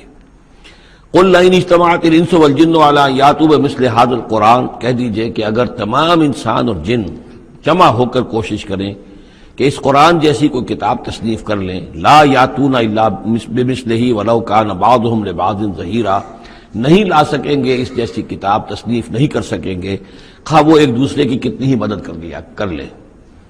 وَلَقَدْ صَرَّفْنَا لِلنَّاسِ فِي هَذَا الْقُرْآنِ مِنْ كُلِّ مَثَلٍ، اور ہم نے تو قرآن میں، اس قرآن میں لوگوں کے لیے، ان کی ہدایت کے لیے، ان کی سبق آموزی کے لیے ہر مثال بیان کر دی ہے۔ فَأَبَى أَكْثَرُ النَّاسِ إِلَّا كُفُورًا، لیکن اکثر لوگ جو ہیں وہ انکاری ہی ہیں اور وہ اڑے ہوئے ہیں کفران نعمت پر۔ وَقَالُوا لَن نُؤْمِنَ لَكَ، اب یہ آ گئی تفصیل، وہ جو معجزے مانگتے تھے، وہ کہتے ہیں ہم ہرگز نہیں مانیں گے آپ کو، آپ کی تصدیق نہیں کریں گے، حتیٰ تفجر لنا من الارض ينبوعا، یہاں تک کہ آپ اسی سرزمین مکہ میں ہمارے دیکھتے دیکھتے ایک چشمہ نکال دیں، او تکون لک جنت من نخیل، یا آپ کے لیے یہاں ایک باغ بن جائے، پیدا ہو جائے جو کھجوروں کا باغ ہو، وعنب، اور اس میں انگوروں کی بھی بیلیں ہوں، فتفجر الانہار خلالها تفجیرا، اور اس باغ کے اندر جو ہے آپ نہریں بھی جاری کر کے دکھا دیں، اور تسقط السماء کما زعمت علینا کسفا، یا یہ کہ پھر جیسے آپ کا خیال ہے کہ قیامت کی جو خبریں دے رہی ہیں کہ قیامت کے وقت جو ہے وہ آسمان جو ہے اس طرح ہو جائے گا اور پہاڑ جو ہے اس طرح ہو جائیں گے، تو آپ کا خیال ہے تو پھر قرآن کا آسمان کا کوئی ٹکڑا ہم پر گرا کر دکھا دیے، تسقط السماء کما زعمت علینا کسفا، کہ یہ آسمان جو ہے ٹکڑے ٹکڑے ہو کر ہم پر گر جائے، اور تاتیہ باللہ والملائکۃ قبیلہ، یا پھر یہ کہ آپ اللہ کو اور فرشتوں کو لے آئیے ہمارے سامنے، وہ ہم رو در رو ان کو دیکھ لیں، اور یکون لک بیت من زخرف، یا پھر آپ کے لیے ایک محل، ایک سنہری محل جو ہے تعمیر ہو جائے، اور ترقی فی السماء، یا پھر آسمان میں چڑھ کر دکھائیں، ولن نؤمن لرقیک حتی تنزل کتابا نقرأہ، اور ہم نہیں مانیں گے آپ کے چڑھنے کو بھی جب تک کہ آپ لے کر نہ اترے ایک کتاب جسے خود ہم پڑھیں کہ ہاں اس کتاب میں یہ لکھا ہوا ہے۔ ان تمام مطالبات کے جواب میں کیا فرمایا؟ قل، کہہ دیجئے سبحان ربی، میرا رب پاک ہے، هل كنت الا بشرا رسولا، میں اس کے سوا اور کیا ہوں کہ ایک بشر ہوں، رسول، میں انسان ہوں، صرف یہ کہ مجھ پر وحی آئی ہے اور وہ وحی میں تمہیں پہنچانے پر مامور ہوں۔ بنیادی فرق یہ ہے، باقی یہ کہ سیرت و کردار کا جو فرق عظیم ہے وہ تم بھی جانتے ہو، میں تمہارے درمیان ایک عمر گزار چکا ہوں، لیکن نوعیت جو ہے وہ تو یہ ہے کہ میں بھی ایک انسان ہوں، میں بھی اسی طرح پیدا ہوا ہوں جیسا تم پیدا ہوئے ہو، میرے والدین تھے، میں بھی کھانا کھاتا ہوں، میں بھی بازاروں میں چلتا پھرتا رہا ہوں، میں کاروبار کرتا رہا ہوں، میں نے بزنس کیا ہے ہر سطح کا، یہ سب تمہیں معلوم ہے۔ هل كنت الا بشرا رسولا، میں کیا ہوں سوائے اس کے کہ ایک بشر ہوں اور رسول۔ وما منع الناس ان يؤمنوا اذ جاءهم الهدى، اور نہیں روکا ہے لوگوں کو ایمان لانے سے جب کہ ان کے پاس ہدایت آ گئی، الا ان قالوا ابعث اللہ بشر رسولا، مگر اس بات نے کہ انہوں نے کہا کہ کیا اللہ نے کسی بشر کو رسول بنا کر بھیجا ہے؟ رسول تو پھر کوئی فرشتہ آتا۔ اب اس کی جو دلیل یہاں دی گئی ہے وہ بہت اہم ہے۔ قل لو کان فی الارض ملائکۃ یمشون مطمئنین، کہہ دیجئے اگر زمین میں فرشتے آباد ہوتے اور چل رہے ہوتے یہاں پر اطمینان کے ساتھ، لنزلنا علیہم من السماء ملکا رسولا، تو پھر ہم آسمان سے ان پر کسی فرشتے ہی کو رسول بنا کر بھیجتے۔ یعنی رسول کا کام یہ ہدایت دینا، بات سمجھانا، پھر اپنی زندگی میں نمونہ پیش کرنا۔ انسانوں کے لیے فرشتہ کیسے نمونہ ہو جائے گا؟ انسانوں کے لیے تو انسان نمونہ ہوگا، فرشتوں کے لیے فرشتہ نمونہ ہوگا۔ فرشتہ جو ہے آ بھی جائے یہاں پر تو کہیں گے صاحب اس کو تو نہ کھانے پینے کی ضرورت ہے، نہ اس کا جورو جاتا ہے، اس کو تو کوئی ضروریات ہی نہیں ہے، یہ ٹھیک ٹھیک آدمی ہے اور ٹھیک ٹھیک اس کا کردار ہے، تو ٹھیک ہے ہم کیسے کریں، ہمارے تو جوری جاتا ہے، ہمارا رشتہ ہے، ہمارے بچے ہیں، ہمیں پیٹ لگا ہوا ہے، ہمیں یہ ہے، ہمیں وہ ہے۔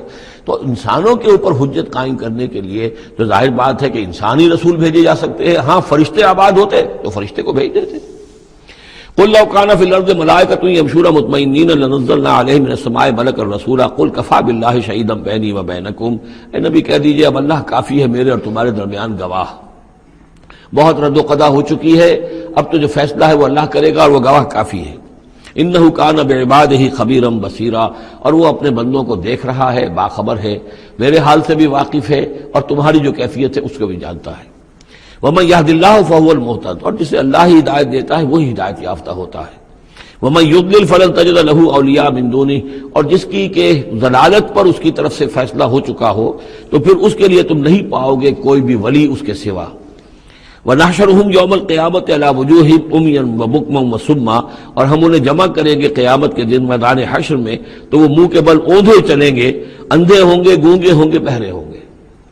مَأْوَاهُمْ جَهَنَّمُ، اور ان کا ٹھکانہ ہوگی آگ جہنم، کلما خبت، جیسے جیسے وہ بجھنے لگے گی زدناہم سعیرا، ہم اسے اور بھڑکا دیا کریں گے۔ یعنی یہ کہ اگر کہیں اس کی آگ میں کوئی کمی شدت میں، اس کی حرارت میں، تمادت میں آئے گی، ہم اس میں پھر اضافہ کر دیں گے۔ ذالک جزاؤہم بانہم کفروا، اور یہ ان کے لیے جزا ہے اس لیے کہ انہوں نے کفر کیا بے آیاتنا، ہماری آیات کا۔ وقالوا اذا كنا عظاما ورفاتا، اور انہوں نے کہا کہ کیا جب ہو جائیں گے ہڈیاں اور وہ بھی چورا چورا، انا لمبعوثون خلقا جدیدا، تو کیا ہم دوبارہ اٹھا لیے جائیں گے ایک نئی تخلیق کی صورت میں۔ اولم یروا، کیا انہوں نے دیکھا نہیں، ان اللہ الذی خلق السماوات والارض قادر، کہ وہ اللہ کے جس نے آسمان بنائے اور زمین بنائی وہ اس پر قادر نہیں ہے، ان یخلق مثلہم، کہ ان جیسی مخلوق کو پیدا کر دے۔ تمہیں ایک دفعہ پیدا کیا تھا، تمہاری طرح کا آدمی دوبارہ پیدا کرنے اس کے لیے مشکل کیوں ہو گیا؟ وَجَعَلَ لَهُمْ أَجَلًا لَا رَيْبَ فِيهِ، اور ان کے لیے وہ معین کر دے ایک وقت معین جس میں کوئی شک نہیں، کسی طرح کا ریب اور شک نہیں۔ فَأَبَى الظَّالِمُونَ إِلَّا كُفُورًا، تو یہ ظالم جو ہیں یہ تو انکاری ہیں اور سوائے کفران نعمت کے اور آیات الہیہ کے کفر کے کوئی اور روش اختیار کرنے کو تیار نہیں ہے۔ قل لو انتم تملکون خزائن رحمت ربی، اے نبی ان سے کہہ دیجئے اگر تمہارے ہاتھ میں اختیار ہوتا میرے رب کے کی رحمت کے خزانوں کا، اذا لامسکتم خشیۃ الانفاق، تو تم ان سب خزانوں کے دروازے بند کر دیتے، انہیں روک کر رکھتے کہ کہیں خرچ نہ ہو جائے، تمہارے اندر تو اس قدر بخل ہے۔ وکان الانسان قتورا، انسان ہے بہت ہی دل کا تنگ۔ وَلَقَدْ آتَيْنَا، آپ دیکھیے اس سورہ مبارکہ کا پہلا رکوع جو تھا اس میں بھی بنی اسرائیل کی تاریخ، لیکن حضرت موسیٰ علیہ السلام کا وہاں سے ذکر شروع کیا کہ ہم نے انہیں کتاب دی، وَآتَيْنَا مُوسَى الْكِتَابَ وَجَعَلْنَاهُ هُدًى لِبَنِي اسرائیل۔ اور یہ واقعہ کب ہوا ہے کہ جبکہ مصر سے وہ نکل کر آ چکے تھے صحرائے سینا میں، گویا کہ پوری داستان جو مصر کی تھی اس کا وہاں پر تذکرہ نہیں ہے، لیکن اس سورہ مبارکہ کے آخری رکوع میں پھر حضرت موسیٰ کا ذکر آ رہا ہے۔ یہ گویا کہ خاص اسلوب ہے اس قرآن مجید کی صورتوں کا، خاص طور پر جو صورتیں کہ ایک ہی وقت میں خطبے کی شکل میں نازل ہوں، ان کی ایک تو یہ کہ ابتدائی اور آخری آیات جو ہیں ان کی ایک خصوصی اہمیت اور فضیلت ہوتی ہے، اور دوسرا یہ کہ ان کے اندر خاص ربط ہوتا ہے۔ تو بنی اسرائیل کی تاریخ کے بعد کے ادوار وہاں آئے ہیں، لیکن جو مصر کے اندر ان کے ساتھ ہوا ہے اس کا ذکر اب یہاں ہو رہا ہے۔ وَلَقَدْ آتَيْنَا مُوسَىٰ 9 آیَاتٍ بَيِّنَاتٍ، اور ہم نے موسیٰ کو 9 نشانیاں دی تھی روشن۔ 2 نشانیاں تو وہ تھیں کہ جو وہ اولین مرحلے پر اللہ تعالیٰ نے ان کو دی تھی، یعنی یہ کہ ایک عصا جو کہ وہ سانپ بن جاتا تھا یا اژدہا بن جاتا تھا، اور دوسرے ان کا وہ ہاتھ کہ جو چمکنے لگتا تھا۔ اس کے بعد 7 نشانیاں ان کو جو اور دکھائی گئی مختلف اوقات میں، ان پر جو عذاب آئے اور حضرت موسیٰ کے دعا کرنے سے پھر وہ وقت پر ٹل جاتے رہے، تو ان میں سے سنین، نقص من الثمرات، طوفان، جراد یعنی ٹڈی دل، قمل چچڑیاں، ضفادع یعنی مینڈک، اور خون کی بارش، یہ تمام جو ہے یہ سورہ اعراف کے اندر تفصیل گزر چکی ہے۔ لقد آتینا موسیٰ 9 آیات بینات فصل بنی اسرائیل اذ جاءہم، تو ذرا پوچھ لو ان بنی اسرائیل سے کہ جب موسیٰ ان کے پاس آئے، فقال له فرعون، تو فرعون نے ان سے کہا انی لاظنک یا موسیٰ مسحورا، کہ میں تو یہ سمجھتا ہوں کہ اے موسیٰ تم پر کوئی جادو ہو گیا ہے۔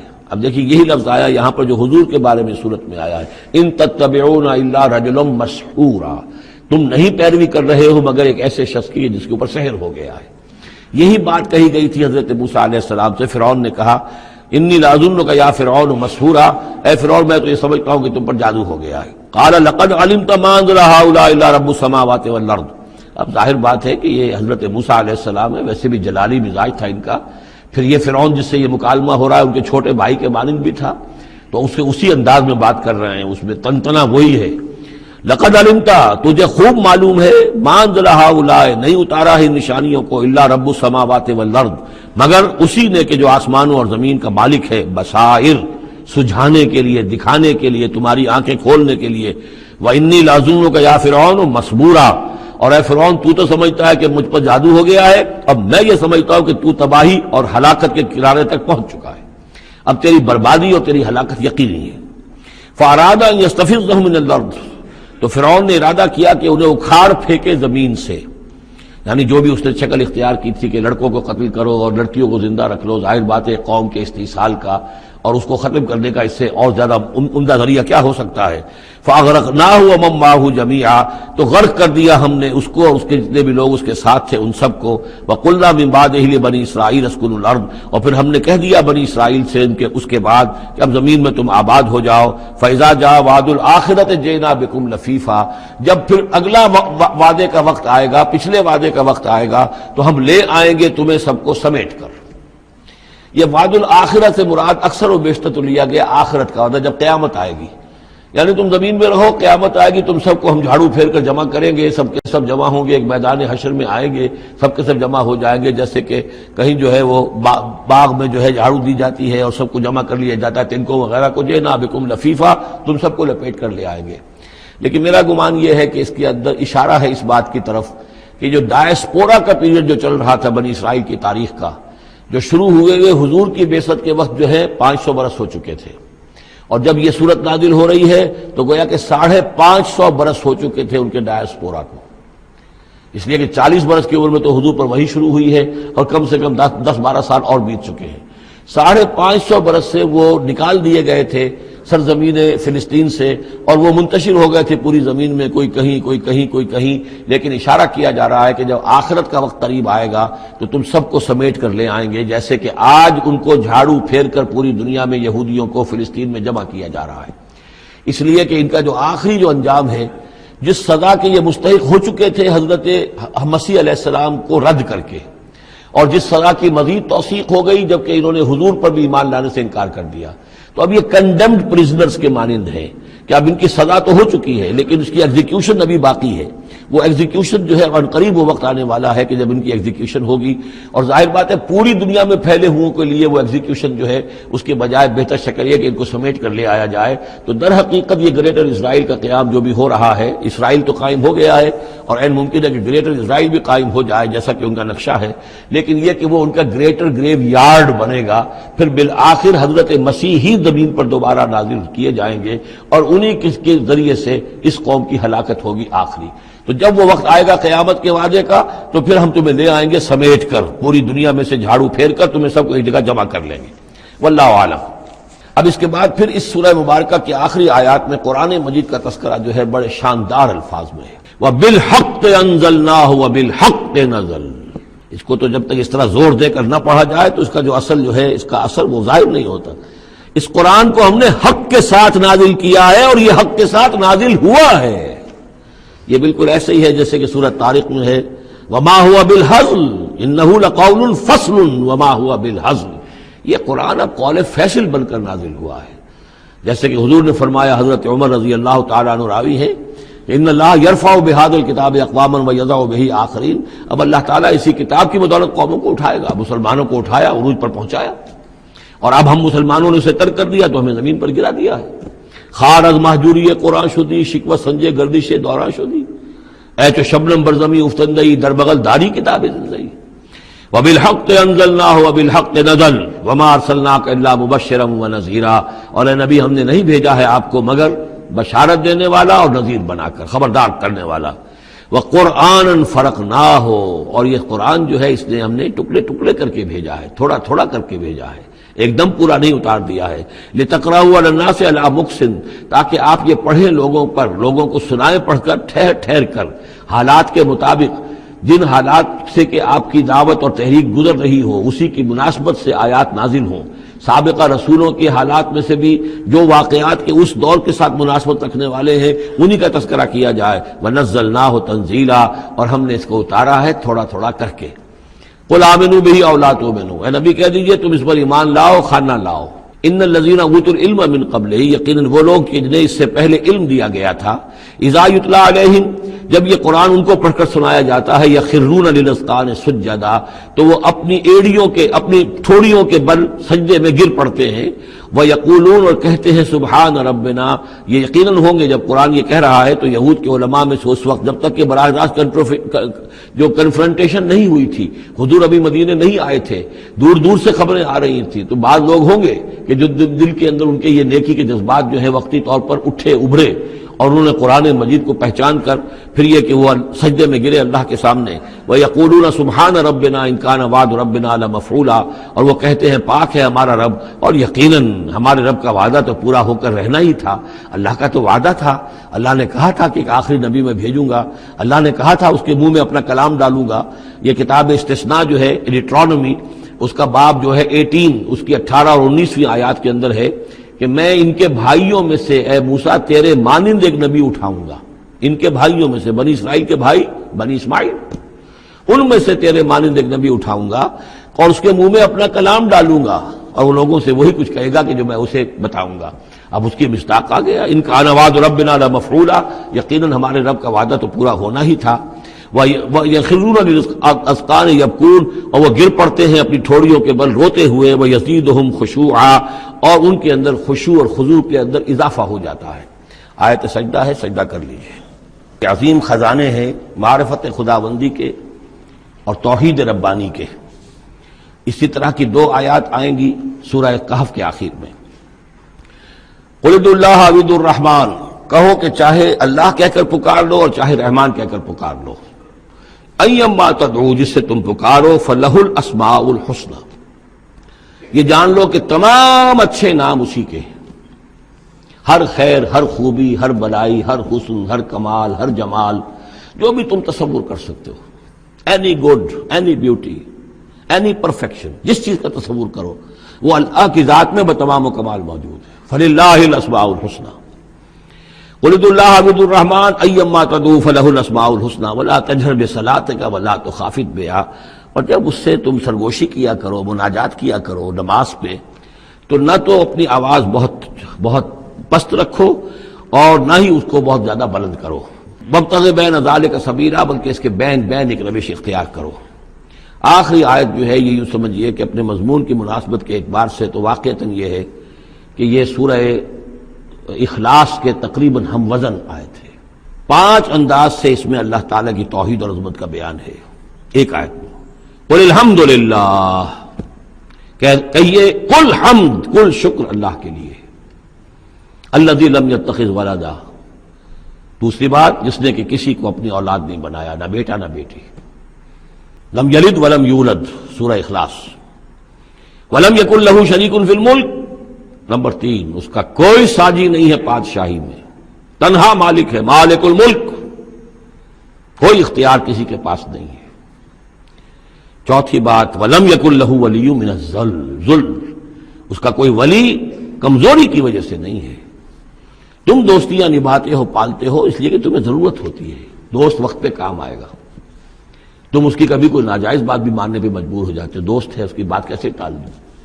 اس لیے کہ دل میں یہ ہوتا ہے کہ کبھی مجھے بھی اس سے کوئی بات منوانی پڑے گی، ضرورت ہو سکتا ہے. اللہ کو کوئی احتیاج نہیں. تمہاری دوستیوں کے ساتھ تمہاری احتیاجیں، تمہاری کمزوریاں بھی وابستہ ہیں. اللہ کی دوستی ہے لیکن اس کی کسی کمزوری کی بنیاد پر نہیں. یہ تصور ذہن سے نکال دو. لہذا اللہ پر کوئی دھونس نہیں جما سکتا، اللہ سے کوئی بات کوئی جبرن جو ہے اپنی طاقت کے بل پر بلوا نہیں سکتا. اور سب سے بڑی پھر 5ویں بات وَكَبِّرْهُ تَكْبِيرًا، اس کی تکبیر کرو جیسے کہ تکبیر کا حق ہے. اور تکبیر کرو کہ میں نے ترجمہ کیا ہے، تکبیر کہنے سے صرف نہیں ہو جاتی. اللہ اکبر کہنا جو ہے یہ تو صرف ایک پہلا درجہ ہے. ہم نے کہا اللہ بڑا ہے، اللہ کو بڑا کرو جیسا کہ بڑا ہونا چاہیے. تمہاری پارلیمنٹ میں اس کی بڑائی مانی جائے، طے ہو اس پارلیمنٹ کے اوپر تلوار لٹکی ہوئی ہے، کتاب و سنت کے خلاف کوئی قانون سازی یہاں نہیں ہو سکتی. تب معلوم ہوا کہ اس پارلیمنٹ میں اللہ بڑا ہے. تمہاری عدالت کے اندر اللہ بڑا ہو، معلوم ہو کہ اللہ کے قوانین کے خلاف یہاں کوئی فیصلہ نہیں ہو سکتا. وَمَن لَمْ يَحْكُم بِمَا أَنزَلَ اللَّهُ فَأُولَٰئِكَ هُمُ الْكَافِرُونَ. جب تک اس پر عمل نہیں ہوتا اللہ بڑا کہاں ہے؟ اللہ کو تو آپ نے مسجدوں میں بند کر دیا، مسجدوں میں رہو بس، یہاں ہم تیری تکبیر بھی کریں گے، جو بھی ہے جو بھی ہم کچھ تسبیح تحمید کرتے رہیں گے. بازار سے باہر نہ، مارکیٹ میں بھی کوئی اور چیز بڑی ہے، گھر میں بھی بیوی بڑی ہے. کیا کریں، بیوی نہیں مانتی، کیا کریں جی، عورتیں نہیں مانتی. بات تو واقعی غلط ہے، آپ جو کہہ رہے ہیں بات صحیح ہے، لیکن کیا کریں عورتیں نہیں مانتی. کون بڑا ہے؟ بڑا تو پھر اللہ نہیں ہے. کبر ہو تکبیرا، اسے بڑا کرو جیسے کہ بڑا کرنے کا حق ہے.